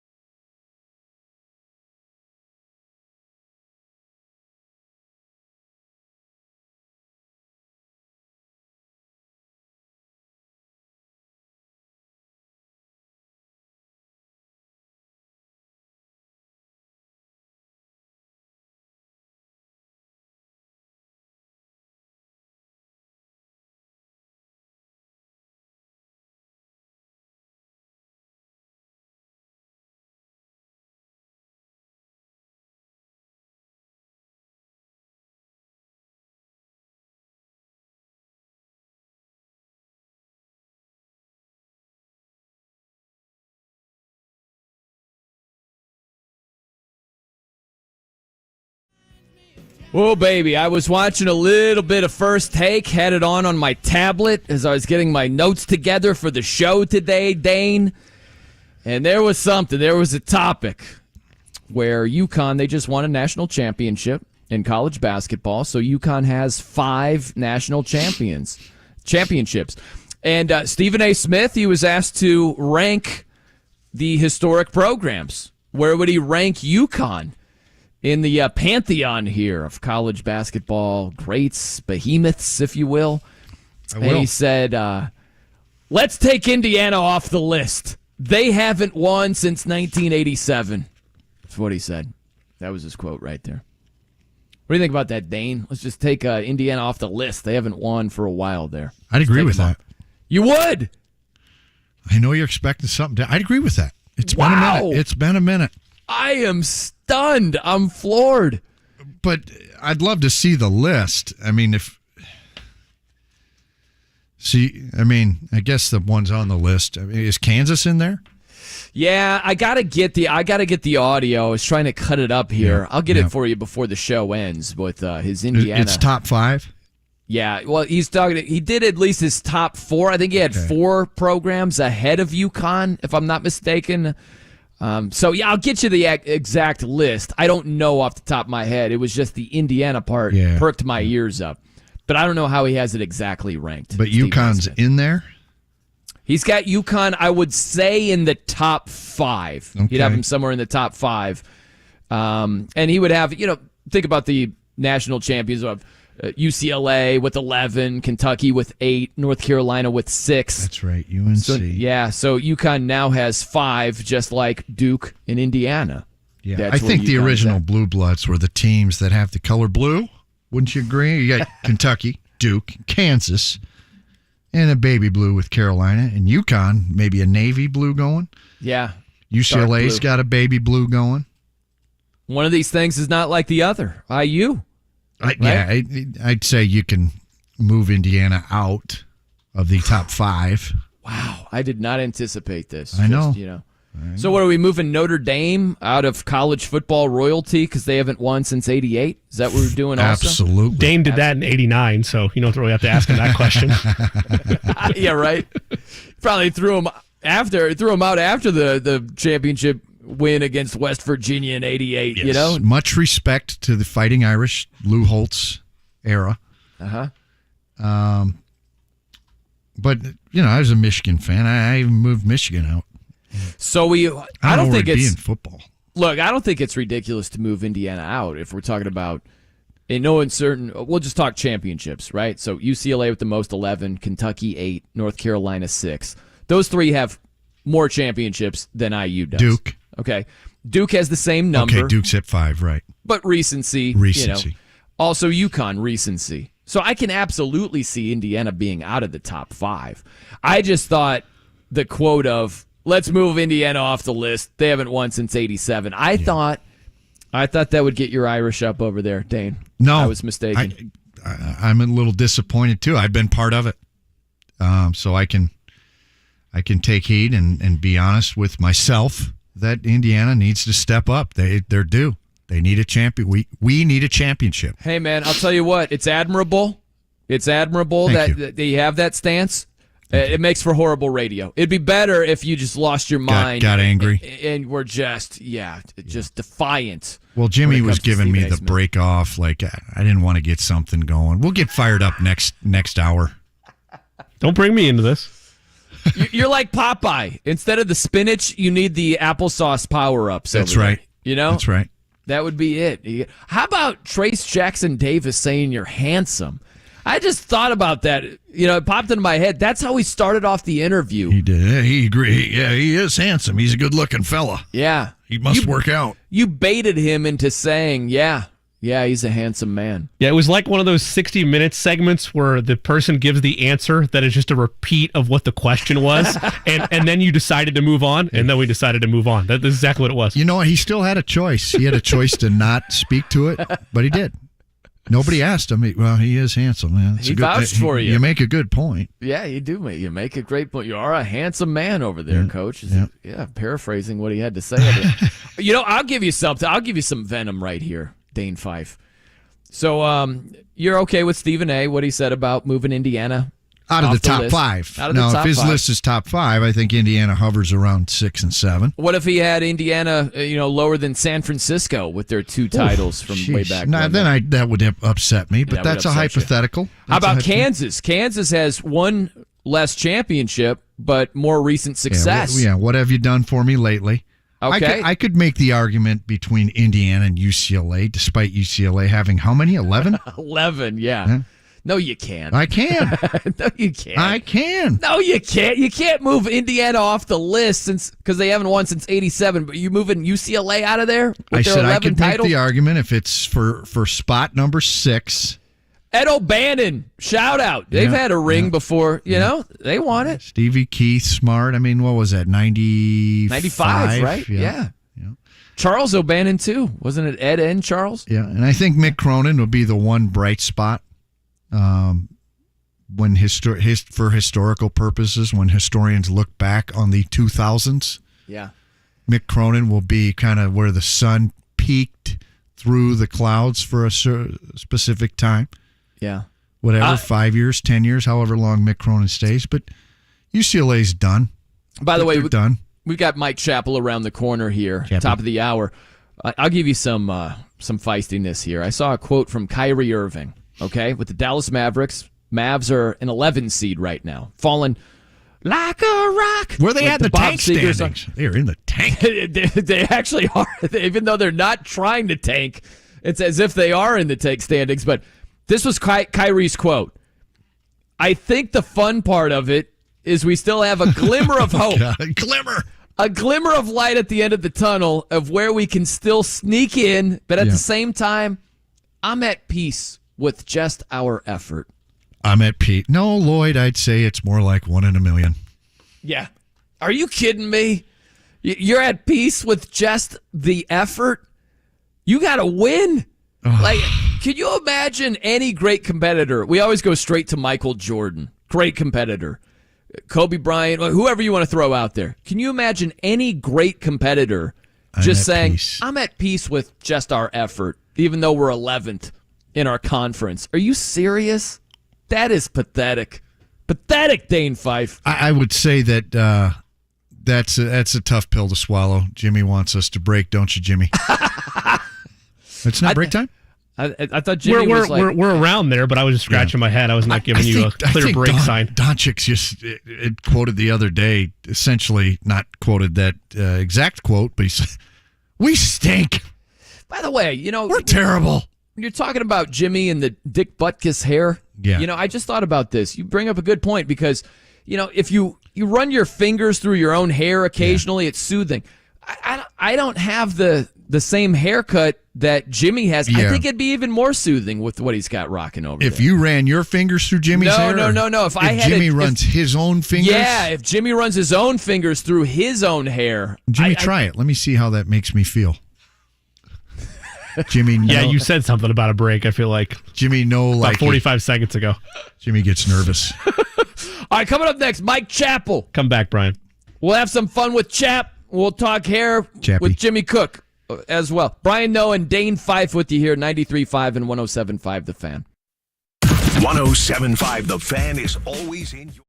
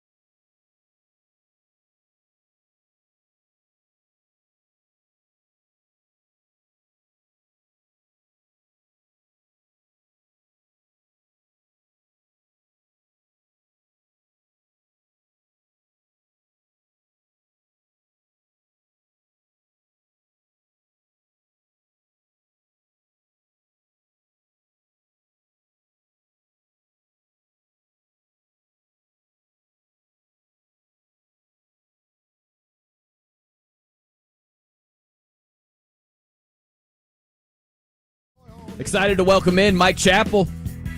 Let's talk some ball. Let's talk some hoops. Let's talk all kinds of stuff from Fox 59, CBS 4. Mike, what did you think about the championship game last night, man? Not much. and that's a credit to UConn. I mean, they didn't care about this being great storylines and buzzer beaters and all that. They just went out there and took care of business and just made it a pretty boring game with their excellence, which you got to salute them for that. They thumped them. It's every time. Well, they took the start out early. What was it, 36-20 at the half, whatever. And then, boy, San Diego State makes it a game late, 5-6 points, whatever it was. Then they knock down a couple of threes, like, okay, we're done. And that's what great teams do. They just sort of take care of business, and it's when it's like that, it's not normally entertaining because one team is just dominant, and that's what UConn was. So where do you focus now? NCAA tournament done. You go straight to the Masters. You go straight to the NFL draft. What's most entertaining to you? Well, it's really kind of, I enjoy pain, so I'll tune in to Cincinnati Reds games. I've just always followed them because they're close and all that, and they wear my butt out because they've got some interesting players, and they just are going to be awful because that's who they are right now. Yeah. But and then starting next week, we get really cranked up with the Colts again. Then we got a local pro day next week, and then their off-season workouts start Monday.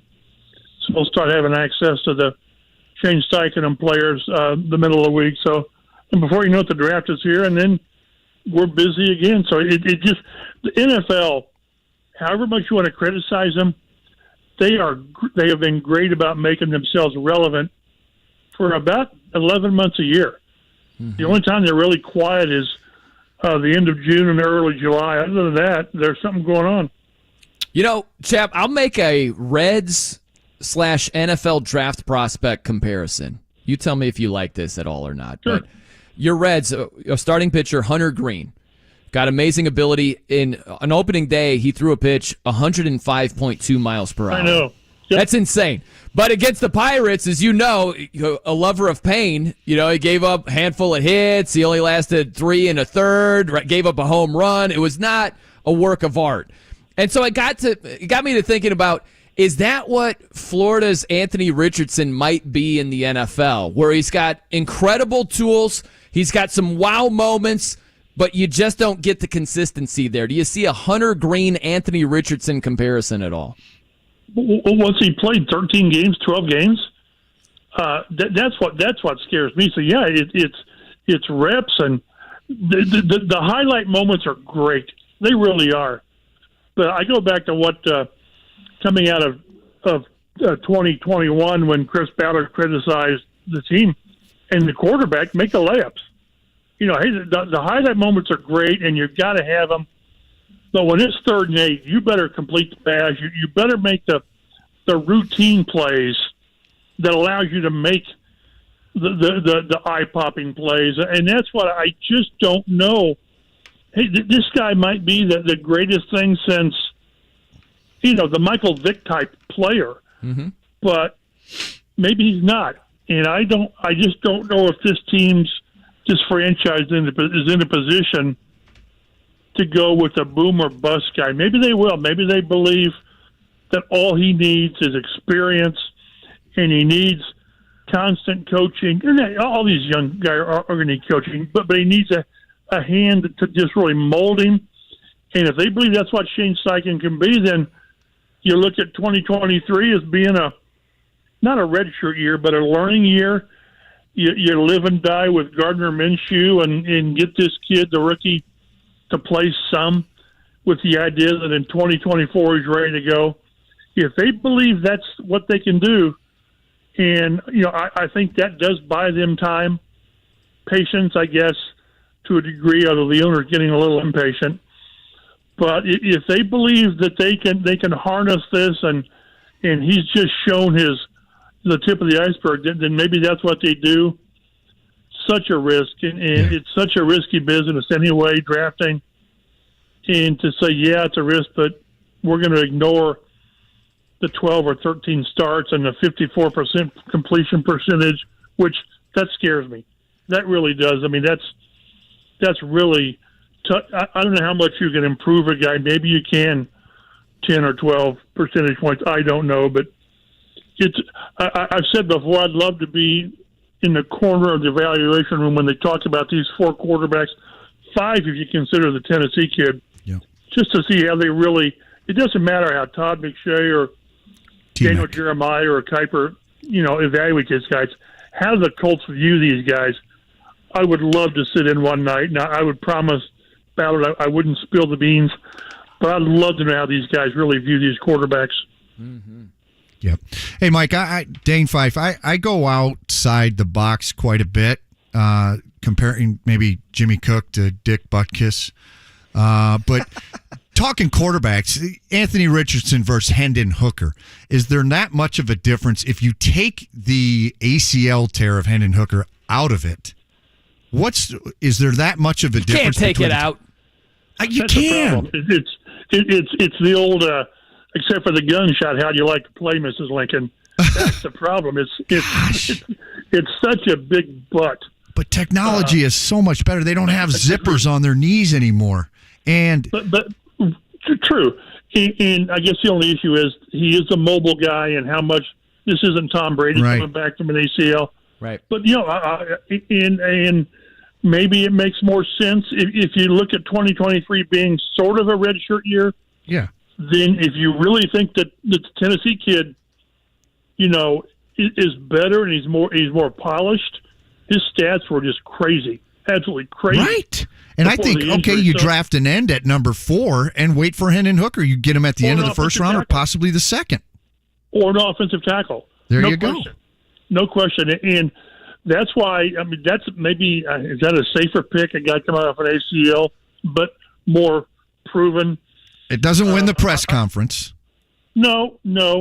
If you, with the third pick or fourth, it'll be the 4th pick in the draft. They're taking an offensive tackle or defensive end. Yeah. It will be the best player in the draft. Right. It'll be the best player in the draft, the defensive guy. Yeah. I could buy into that because again, you're already not getting one of the top 2 guys, and who knows if they would have impacted this year that much. But to me, you're sort of circling next year, 2024, more than you are this year. Right. And I wouldn't be opposed to it, and I would understand the rationale. Now, if you take the defensive end or pass rusher or a tackle and don't get a quarterback, then I think you're crazy. Yeah. But I could be talked into Hendon Hooker. You'd probably have to move up into maybe the middle, the bottom third of the first round to do that. But I could be talked into that pretty easily.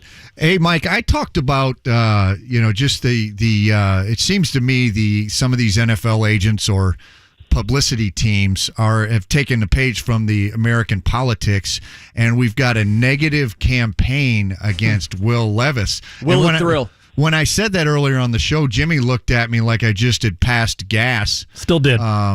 Looked like I just had crop dusted him. And I personally think that that's what's going on, is there's a little gamesmanship going on. We've got a negative campaign that's real against Will Levis. I mean, we're going to trash a guy because he took a selfie of his upper body? Or because he says, I've got a cannon arm, I want to show it off. But that's what, it's crazy. I think there is gamesmanship. If there's a team that really likes him, then you send out some bad information. Yes, Jimmy. And it does drop him. And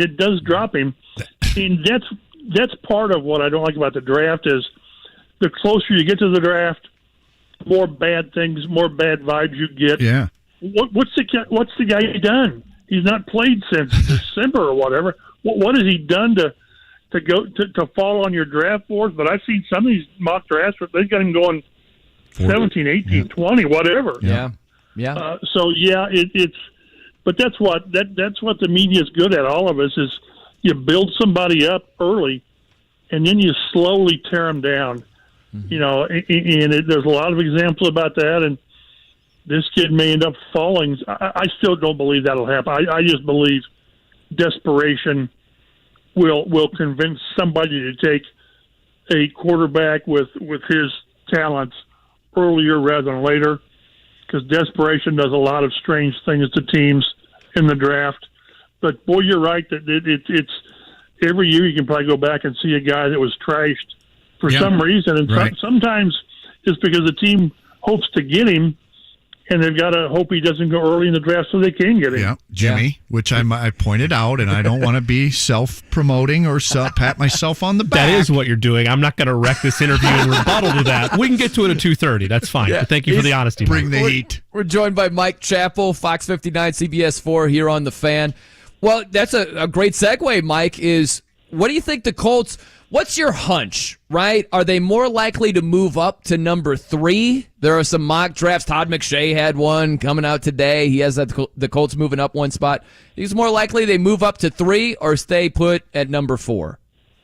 If they like one of these two guys, Richardson or Levis, you move up. You just do. If you say, well, if we stay at 4 and Richardson's there, we take him, then you move to 3, because I do believe somebody moves to 3. If it's not the Colts, I think somebody moves to 3 to get the guy. And the worst thing to me is you really like Richardson and you kind of like Levis. Mm-hmm. I think it would be awful to be sitting there and take a guy that you kind of like. So as much as you can, control what you can control, move to 3. And again, that's if you think Richardson or Levis is that good. If they're obviously not going to get the top 2 guys, obviously. But if you think one of the other 2 guys can be that guy, you go get him. I just think it'd be crazy to sit there at 4 and say, man, in a year, I wish we'd have given up a 2 and a 3, whatever it would take to get up there. Yeah. That's just with so much on the line, whether it's Chris Ballard, his long-term fate here, or the franchise. Because if you don't get the guy now, then you're looking at struggling again for the next 4 or 5, 6 years. So if you like the guy, don't sit at 4, go to 3, make sure you get him. Hey, man, I hear you. I think it's the ultimate high-stakes gamble. If, let's say the Colts, between Will Levis and Anthony Richardson, they're like, we're Team Levis. But we don't think someone's going to leapfrog us at 3 and take Levis. We think it's much more likely they take Anthony Richardson. Right. What do you think about going just high-stakes gambling and saying, the Colts are like, Levis is our guy, and we're banking on him being at 4. We'll play the odds and not pay a 2nd and 3rd round pick. We're banking on him still being there. What do you think about that tactic? I would be more okay with that, but there's still a chance somebody moves up to 3 and likes Levis. So, that, and then you're stuck with Richardson. Yep. So, again, if you really, now, I think there's much more likelihood of Levis being there at 4. I just do. Mm-hmm. Because it's incredible how Richardson's stock has just gone through the roof. Right. Because he can run faster and jump higher and, hit the ceiling with his pass. That's why it's you see guys falling and you see guys rising. And I always get a little bit nervous when a guy's stock goes through the roof because of workouts. I just do. But with Richardson, it seems like you have almost more information from workouts than you do as games because you just haven't played enough. Yeah. But yeah, I would be nervous sitting at 4, hoping my guy's there with so much being on the line. If you like one of these guys, you go to 3, and you don't worry about giving up a 2 or a 3, although you can use a 2 for a corner, an offensive lineman, a receiver. I realize that. But if you don't get the quarterback, it doesn't matter. If you don't get the guy that can help you, it doesn't matter what else you get. No, totally hear you on that. Mike, thanks for the time, man. Always good to catch up with you. Hope you have a great rest of the day. Talk to you guys next week. Thank you, Mike. Sounds good. There he is, Mike Chappell, Fox 59, CBS 4.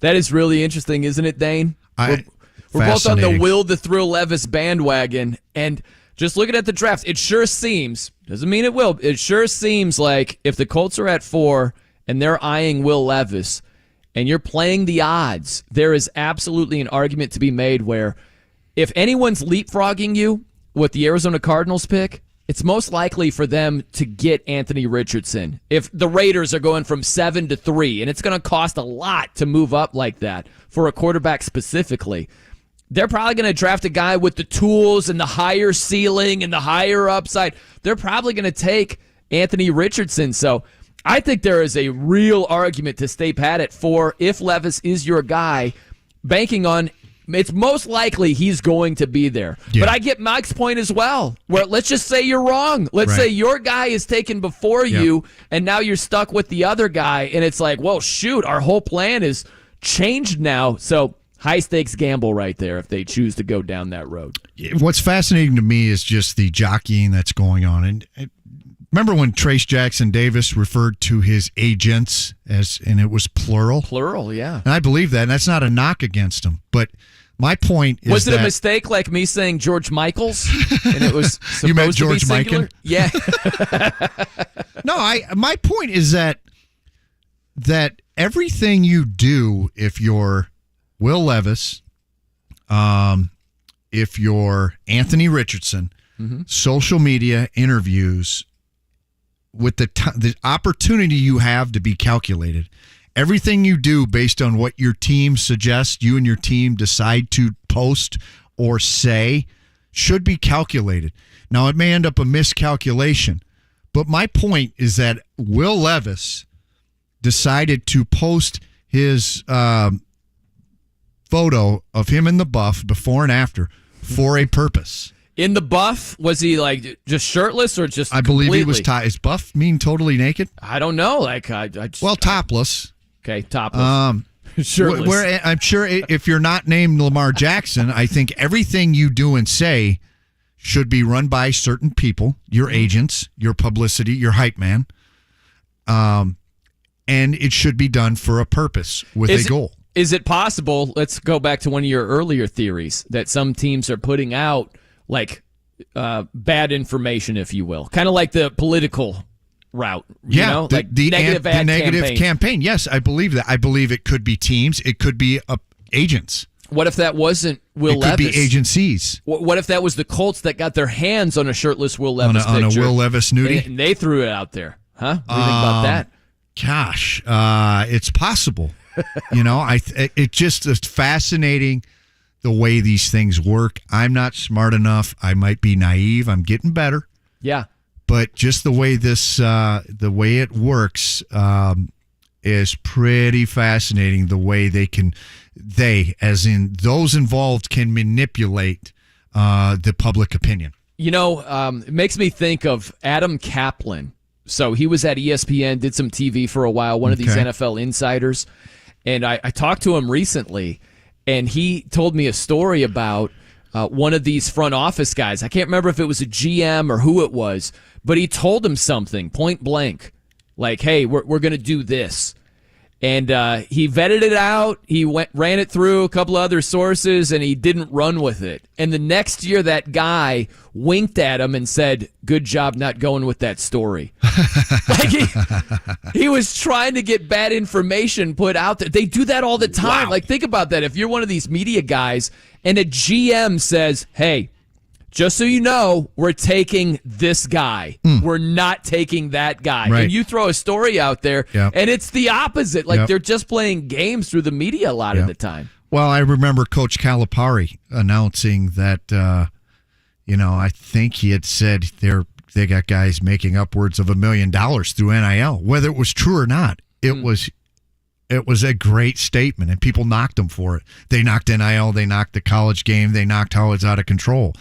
But it was just brilliant because people read that, and when you see $1 million salaries in college, it just, whether you can prove it or not, it was just brilliant.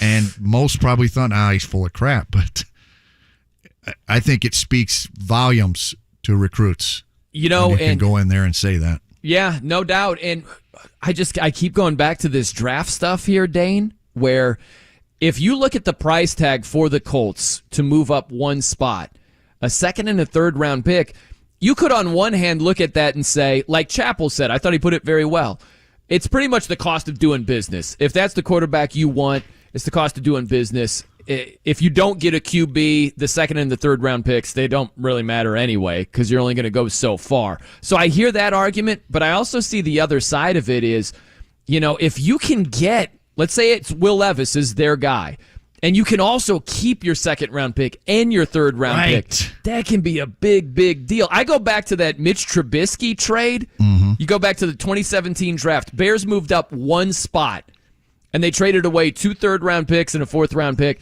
Those picks, they turned out to be, one of them was Alvin Kamara, Saints stud running back. Jeez. Another guy was Fred Warner, 49ers stud middle linebacker. So I think sometimes the compensation becomes white noise, where it's like, it's a 2, it's a 3, it's a 5, it's a... But some of those picks turn out to be real difference makers. And I just think there's an argument to be made. It's the argument I am making, Dane, is I think the Colts should stay there at number 4, banking on the probability being that if Will Levis is your guy, he's still going to be there at number 4. I don't think you have to move up to get him. I don't think so either. And just as we were talking about it, that the negative campaigns, I go back to it, it plays a huge role. Yeah. And I think, is this somebody trying to coax people into taking Anthony Richardson? Mm-hmm. Moving up for Anthony Richardson. Trading with the Cardinals for Anthony Richardson.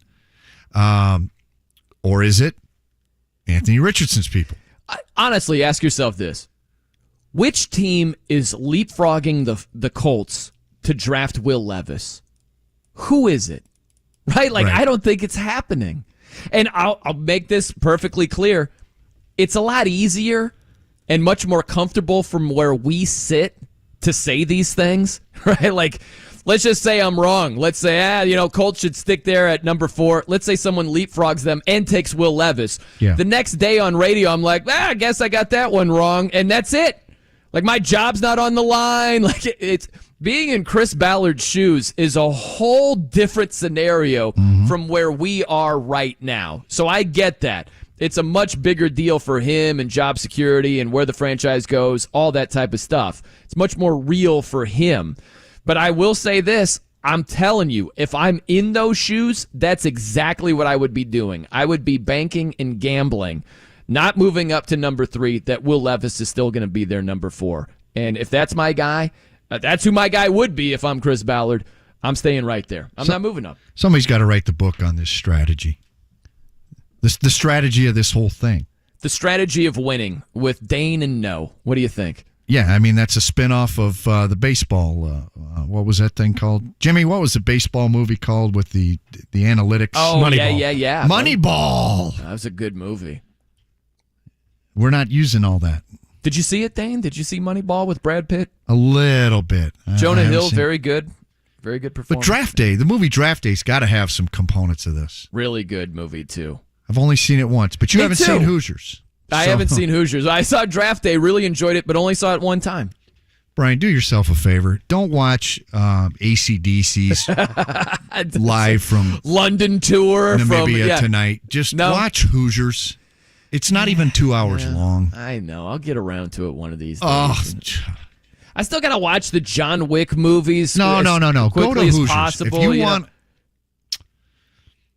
You're embarrassing yourself, son. I saw most of John Wick, the first one, but I need to see 2 and 3 before I see 4 in the theaters. It's only going to be in the theaters for so long, Dane. Jimmy, we're losing our audience. Clock is ticking. Numbers are going down. We're in a free fall. Hoosiers will still be there. It's not going to be a talking point. Hoosier Ted just signed off. We're in a free fall. Hoosier Bill, Hoosier Bob, gone. We're in a free fall. Do you love sports movies, Dane? Not necessarily. Me either. Generally speaking. Do you like Rudy? I loved Rudy, but I'm a Notre Dame diehard. Same writer, same director. Watch Hoosiers. Yeah. You live in the state. Go for it. It's been. You know what? I shouldn't even say this because it sounds worse than it actually is. I had a bet with one of my friends when I was working in Portland, And the stakes were, if I lost, I had to watch Hoosiers, and it was something else. Like, I've never seen Back to the Future. And so one of my friends was just like, are you serious right now? So if I lost the bet, I had to watch both of those movies. But I won the bet, so I still haven't seen either of those movies. You're sick. If you can't trust Jimmy and I, who can you trust? I could probably think of a few, I could think of a few people. I'll wait. Yeah? I could trust... I think I could trust Dusty May. I could trust Dusty May more than you guys. I think I could trust Trayce Jackson-Davis, who was a guest on the show, more than you guys today. Trust that the Colts will take Will Levis at number 4? I trust that they'll take Will Levis. I trust that the right move is them not moving up. There are a lot of things to trust, I think that's the play. Okay, coming up next. The ratings are in, and they are impressive. We'll get to that. I'm Brian, though. He's Dane Fife. It's 93.5 and 107.5 The Fan. Indianapolis is under attack, at war with rampant crime, drugs, and homelessness. But Mayor...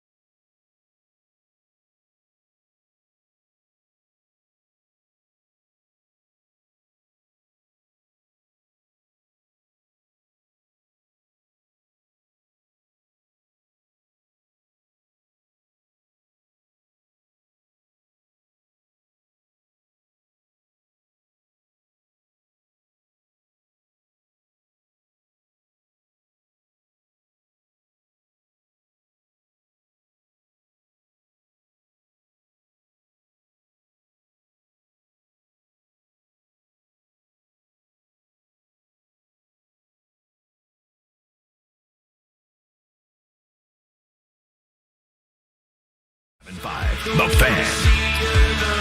Brian Noe and Dane Fife with you here on The Fan. I have located the mystery audio.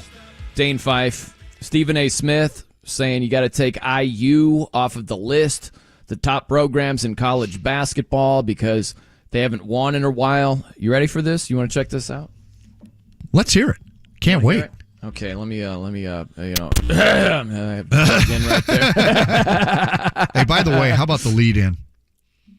That song was that you? That was your selection? Oh, man. Who was that? If you would have kept quiet and let him get going with the guitar. Real quick, just to take you behind the scenes, the YouTube audience can't hear music anymore, so you're only talking to half the audience when you talk about the music. That was YouTube just audience, just real quick. Play. Hey, sorry, YouTube audience. We'll do it like play-by-play. Sometimes you can't see the game on radio. We do a little play-by-play of the music, and they're up to speed, Jimmy Cook. It works, right? Every Teardrop is a Waterfall by Coldplay. A jam. Warms the heart. Good radio music. The guitar solo. Oh, man, it'll bring a tear to your eye. I mean, if you're into radio music, it works. I don't know what that means. It means most of the good stuff isn't on the radio. That's what it means. Slayer! That's right. You're not going to hear Slayer on the radio. That's the good stuff, right? Whoa. That is my serious zone there, Dane. Here's Stephen A. Smith. Check this out on First Take. I want to say this too. When we talk about most national titles, I appreciate that. Hi, Jordan. What's up, Jordan? How you doing? But let's take Indiana off. The game win since 1987. J-Bone. Okay. I mean, it's been a long time. That's been a long time. Yeah. I can't believe you didn't take offense to that. I am shocked. I'm stunned. Well, that's called humility and the ability to humble myself, be humble about my program. I am still part of the family, if you recall. I think that the 93 team at Indiana was a national championship team if Alan Henderson does not get hurt. But that said, the 2002 team made it to the Final Four. JCook was alive then and played in the national championship game, but they didn't win. And so with that said, if you go top 5 programs, Indiana's not in it. They're a fight for 6 and 7. They're in a battle for 6 and 7. Probably it is a what have you done for me lately list that I have going. You do. You're and very good. I think Indiana's in a battle with UCLA. Big on recency bias, except for that last quote right there. That's crazy. You can't have less than half the titles of UCLA, who's won one more recently. That's right. Indiana's in a battle for 6 and 7 with UCLA. No, so UCLA's 6th? They've been irrelevant for a long time. Wow, dude, you've got. Wait a minute. So let me hear the official Dane Fife. Okay, let me ask you this. Let me just help you. Where does Michigan stand in your top 5 football programs? Michigan? Yes, the University of Michigan. They don't. That's my point. But they're the winningest program in the history of college football. Who cares? You won a bunch of regular season games. Big deal. Well, Win UCLA. titles. Win rings. UCLA has 11. Won national championships in the 40s when George Mikan played. They won one in the 90s. I know, but that was their most recent. But you get my point, I hope. Or I'm dismissing your point over here is what I'm 60s doing. and 70s is when they won their championships. Who is your 5 for college basketball?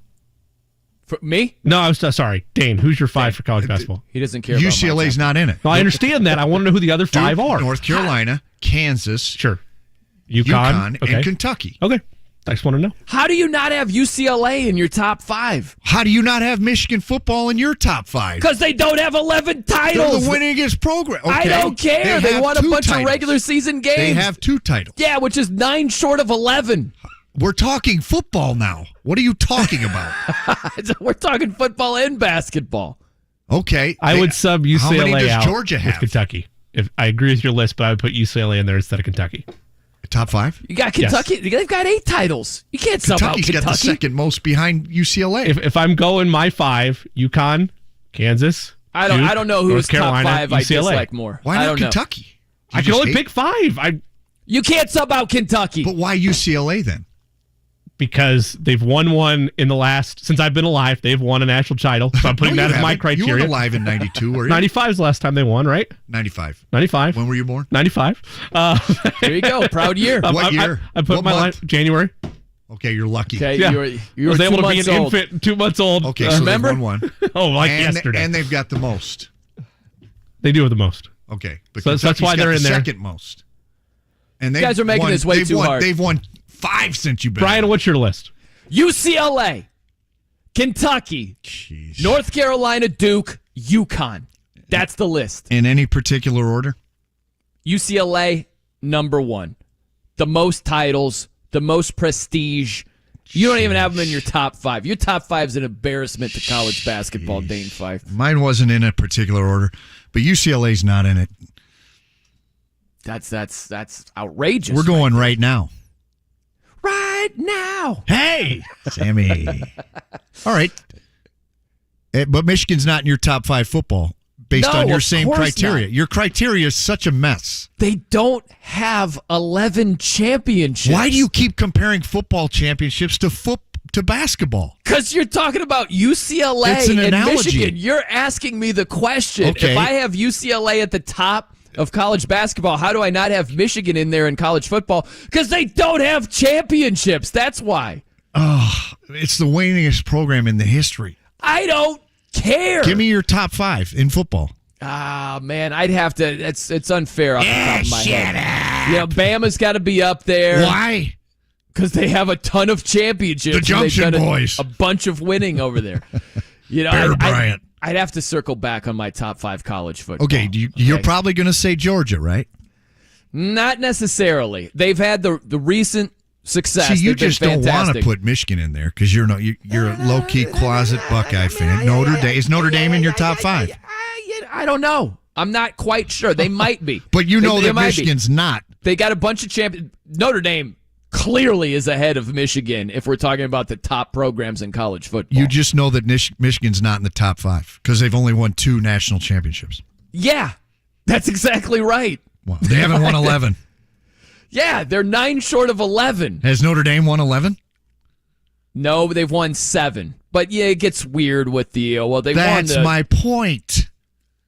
What is your point? UPI, RPI, AP. There's different national championships.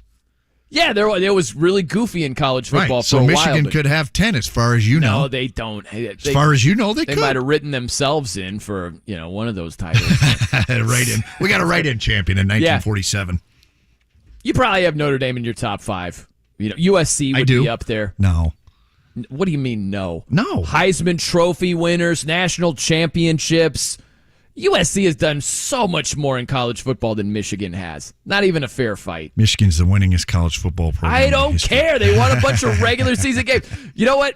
Like TCU is the Michigan. Like TCU had Michigan's history sick. last year. Get That's what it was. Here. Yeah, that was like the penthouse version of Michigan's over. Charles Woodson won a bunch of regular season games and then got smacked when it mattered most. There you go. There's Gerald Michigan Ford football. Played football at Michigan, former president. I'll tell you what. In '97, when Michigan won their fake national championship, they were so good. That was not fake. They were so good. Oh, Nebraska would have whooped their Not even close. asses. Nebraska should have lost to Missouri. Nebraska would have housed Michigan. I wish I would have seen Nebraska Charles got 5 Woodson. downs and won.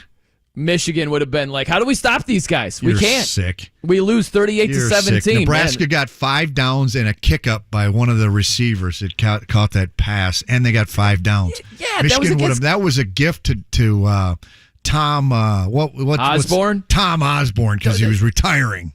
Don't dismiss Tom Osborne over there. Michigan the best team in the country, 97. 1997 Nebraska Cornhuskers would have trounced Michigan. Trounced them. Not a chance. It would have been nasty. I wish I would have seen that. I really do. You're just a hater on Michigan. Just angry. I'm just telling the truth. They're not a top 5 program. Maybe you sneak them in the back alley of the top 10. Maybe. Well, I'm not suggesting I'm not suggesting they are, but you're basing it on historical purposes. UCLA. I'm basing it on now. I'm just looking at this. Even now, look at UCLA now. They're still relevant. They had 2 dudes out, 2 of their top players. Florida Atlantic's relevant. Are they? You went farther than UCLA. Okay. Does that mean they're better than UCLA? Slayer's relevant to somebody. I'm just looking at 97 Nebraska. Scott Frost, Amon Green in the backfield. It's a freaking rap just based on that. And the black shirts getting after it. Kyle Vanden Bosch. He's a backup defensive end, Vanden Bosch. Charles Woodson. Ian Gold on defense. I did like Ian Gold. He was a good Brian player. Greasy was the quarterback. Terrible. Took over for John Elway when he retired. Yeah. Is Brian Greasy a Super Bowl QB? Maybe as a backup, right? He's got a ring. He's got a ring. Oh, the ratings. I got to get to the ratings here, Dane. Brian Noe and Dane Fife with you here, 93.5, 107.5 The Fan. How about the ladies? Shout out, ladies. The 2023 National Championship game, women's hoops, UCLA, Iowa, 9.9 million viewers on average. That's the highest. The previous high was 5.6 million for the ladies. So it shows you the power of a star like Caitlin Clark. There's no doubt about that. And Miss Reese. It was a great game. Hey, Angel Reese did her thing. It was a compelling game, but when you have Iowa take down an undefeated South Carolina team and you've got the star power attraction heading into the game, that's why the ratings are so high. It's Caitlin Clark primarily. Yeah, you're tuning in to watch Caitlin Clark put on a show. Yeah. And then you saw Angel Reese say, "You can't see me." Put a ring on it. Yeah, put a ring on it. I got a ring on it.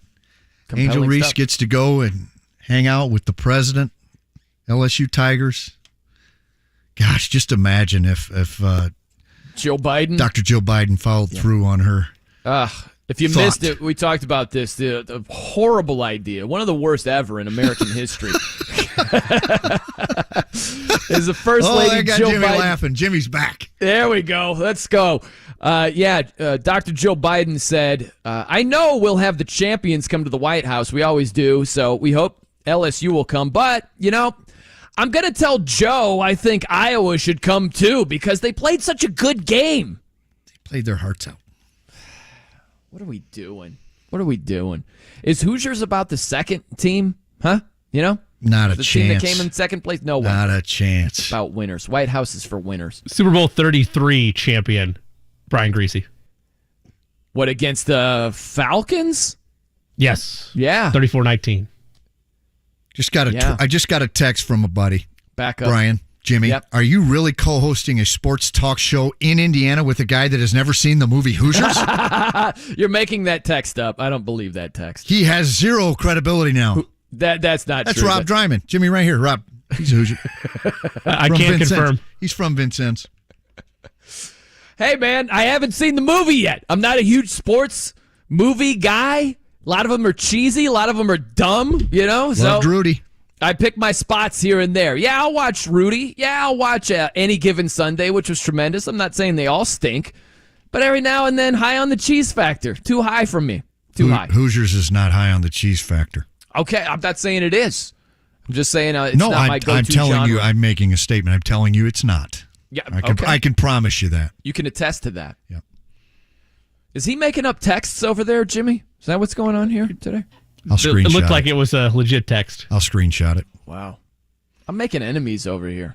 Frenemies. You know what? Frenemies. You're like Flavor Flav, a great hype man for Trayce Jackson-Davis. Yes. And you are like a negative ad campaign when it comes to me. Anti-hype to Brian, no. Oh, man. Yeah, I'm going to be trashing you the rest of the week. I may call in tomorrow and... That would be funny. Yeah. That would be. All right, we got a call over here. Jim, you're up next on the Fan, and it's you. It's Jim from Fort Wayne. Watch Hoosiers. Yeah. Sick. Okay, we got to close it down in style. We've got JCook's picks over here. He was right about the over last night. I should have listened. I let a lot of people down. Jimmy, great job. If you had to split, I think you would split in reverse, right? Yeah, I would rather have the cover. Do the reverse split. Rather have the cover with UConn and accidentally take the under, Yeah, that would have been fine. That would have been okay. Do you have to do the walk of shame, taking the points with San Diego State? I don't think so. That'd be hot, Jimmy. I don't know, man. I mean, what they finished 17, so 10 points off there. I don't know. Not great. Not great. Oh, if you could see the look on that fella's face. We'll get you JCook's plays, and J-Cook. also an offer has been made. Some details with 6 degrees of separation has something to do with the Colts as well. Not even 6 degrees. We're like the second degree over here. We'll get you that as well. I'm Brian No. He's Dane Fife. It's 93.5 and 107.5 The Fan.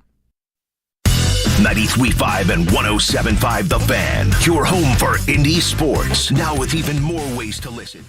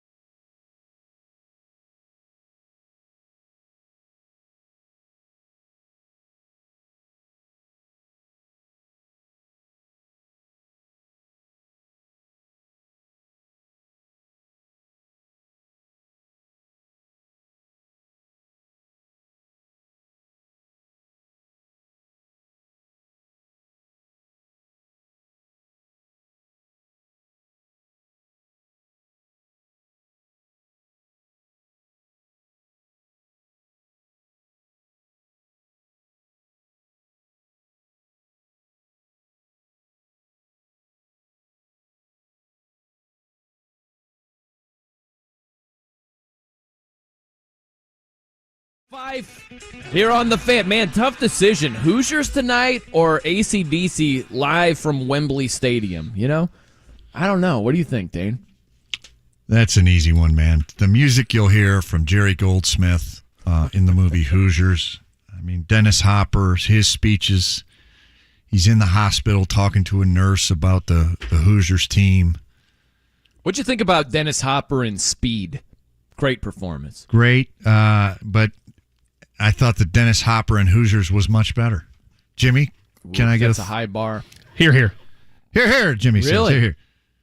I'm going to have to see it just based on that. I mean, know. Gene Hackman, Dennis Hopper, how can you not think? I mean, think of the sports movies you've seen. Pop quiz, hot shot. Huh? Uh-oh. Dennis Hopper. You tell the Wildcat. Great lines in Speed. What the best sports movies? What do you have on your list? Give me just your top two.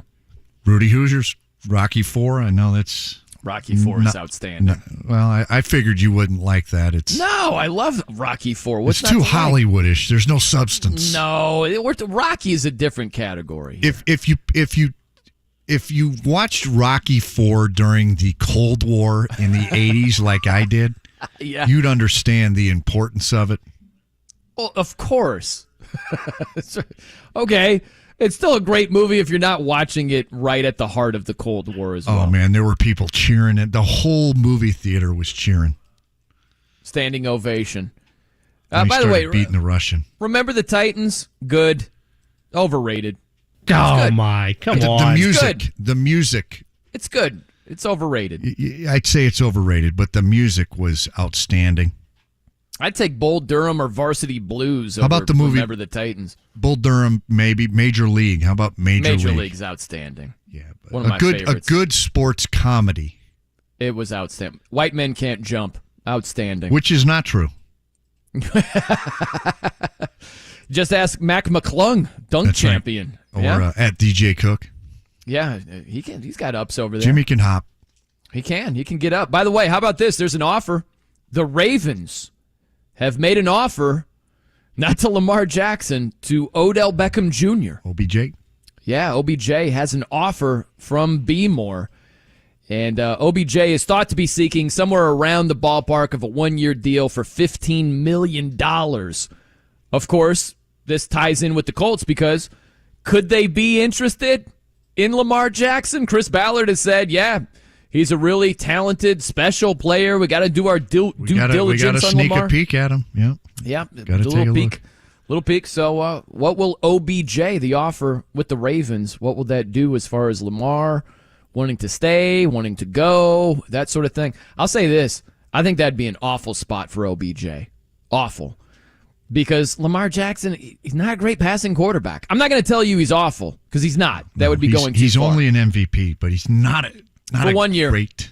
Yeah, he had an MVP season. Carson Wentz almost was an MVP if he didn't get hurt with the Eagles. You know, he would have been an MVP. He's 26, Lamar Jackson. Yeah, he had a season that was outstanding in 2019. He was phenomenal. I take nothing away. That was one season. And, oh, by the way, he forgot to show up in the playoff game against the Titans as a 1 seed. But, you know, whatever. I guess it doesn't matter. He's an MVP. I love Jimmy's reactions. There should be a Jimmy cam. We need a Jimmy cam. How would you describe it, you know, for the just YouTube? Awesome. Yeah? What? Just his scowls, his head nods. You know, I picture it. It's more like a smile. The eyes are closed, and there's a shaking of the head. The eyes were opened. But yes, you got it right. Other than that, that is exactly what it was. What did I say that was wrong? What did I say? Because you know what? Lamar Jackson is the Michigan football event NFL quarterback. Okay, don't rope me in. Don't rope me in with that side of the room bragging about regular season winning percentage. It's okay, so please true. Don't. They have Ravens. national championships. What have you heard? Lamar Jackson 45-16 or whatever. Yeah, a lot of regular season success. How about the postseason? Huh? I don't know if he was agreeing or disagreeing. We hold all these quarterbacks' feet to the fire in the postseason, except Lamar for some reason. He was a 2019 MVP. What the hell has he done in the postseason when it matters most? Jeez, what have the UCLA Bruins done since 1967? Besides they won in 95. They won a title. Lamar Jackson won an MVP. Where am I wrong, Jimmy Cook, who's shaking his head. Let me know where I'm wrong. Shaking his head. I did shake my head. Okay, fine. Yeah. And the only area I think you're wrong, you're not incorrect about the what have you done for me lately aspect of all this, which is he can't stay healthy, and when he's been healthy, his numbers have been meh. Although you look at win-loss when he's out there, the Ravens are clearly a better team. Why? Because his supporting cast has pretty much been dog water the entire time he's been there. Good. He's better than Tyler Huntley. Okay. Great. Here's a bouquet of roses for you, Lamar Jackson. You're right. There's no gray area to play with there. We just go straight last to Tyler time Huntley. I checked, Slayer has Pro Bowler, by the Grammys, pal. Pro Bowler Tyler Huntley, by the way. Right. Put some respect on that name. His 2 touchdown passes. That is quite an achievement. Be better than Tyler Huntley in the NFL. Yeah. I just, whatever. I've made my intentions known. Yeah. Beauty's in the eye of the beholder. Beauty is in the eye of the bettor as well. Let's get some picks in here. The JCook Plays of the Day. This is me, all right? I'm not an athlete. This is my way. This is how I win. Today's Plays of the Day, a little mix of the MLB and the NBA. We're going to take the Minnesota Timberwolves, one of the money line. That's minus 125 juice there against the Brooklyn Nets. Also, the 76ers finally get a win over the Boston Celtics. Going to take them on the money line today at minus 135 juice. Last one, taking the Red Sox, paying a bit of a premium here against the Pittsburgh Pirates, minus 150. Oh, no, there's one more bet. This one, a deep cut. A shout-out to one of our co-hosts. Over 25.5 points tonight for one De'Aaron Fox against New Orleans Pelicans. 1-1 yesterday. Whoa. I'm saying, I think that's a shout-out to Eddie Garrison. It was a pat on the back for Eddie. Love you, Eddie. Was that a negative shout-out toward one Dane Fife right there? It was just a prop bet for De'Aaron Fox. You can interpret however you'd like. Jimmy, where can we get more information on that? You could always follow that at the JCook. At the JCook. You are a great hype man, I will say that. At minimum. Except for me. For some reason you've gotten the cold shoulder in that department. Except the Will Levis train. You guys are riding that together. Yeah, right. Brothers in arms there. Get on We're the good caboose. on that, baby. Yeah, baby. Get rid of Slayer and watch Hoosiers, and you'll be good. I'll hype you. Start hyping you. You know what? In honor of San Diego State shooting 32% from the field last night, I think we should get some De'Aaron Fox before we get out of here. What do you think about that? Here's De'Aaron on college hoops. College games, I can't watch a full college game. Really? No, I can't. Is that bad? It's hard. It's hard. Just the shot making is not at obviously the pro level. Obviously. The refs are bad. Bad. A lot of coaching is really bad. Oh, so bad. You know what I'm saying. Get out of here. It was tough to watch at times last night. I won't lie. Was De'Aaron Fox not right the whole about? tournament. I love March Madness, but last night was tough at times. He was right about San Diego State last night. I'll tell you that much. That's because UConn's defense, but... JCook, you got the Timberwolves bouncing back after the embarrassing loss to the Blazers. 19.5-point favorites. You got them righting the wrongs against the Nets tonight. Huh? It's time to atone for the T-Wolves. Hey, indeed. Man, I think it's a good thought process over there. Who did the Kings have? Who does Sacktown have? Kings got the Pelicans. So you got De'Aaron for 26 against the Pels. Okay. See how it goes. It's gutsy. Good luck with your picks. Thank you. Anything from either of you? No. All right. That's all the time we have, I think. I have something for you, though. JMV coming up. Johnny. You're welcome. We'll catch you later. Have a good one. This is another ad about hiring. But it's not just another ad about hiring.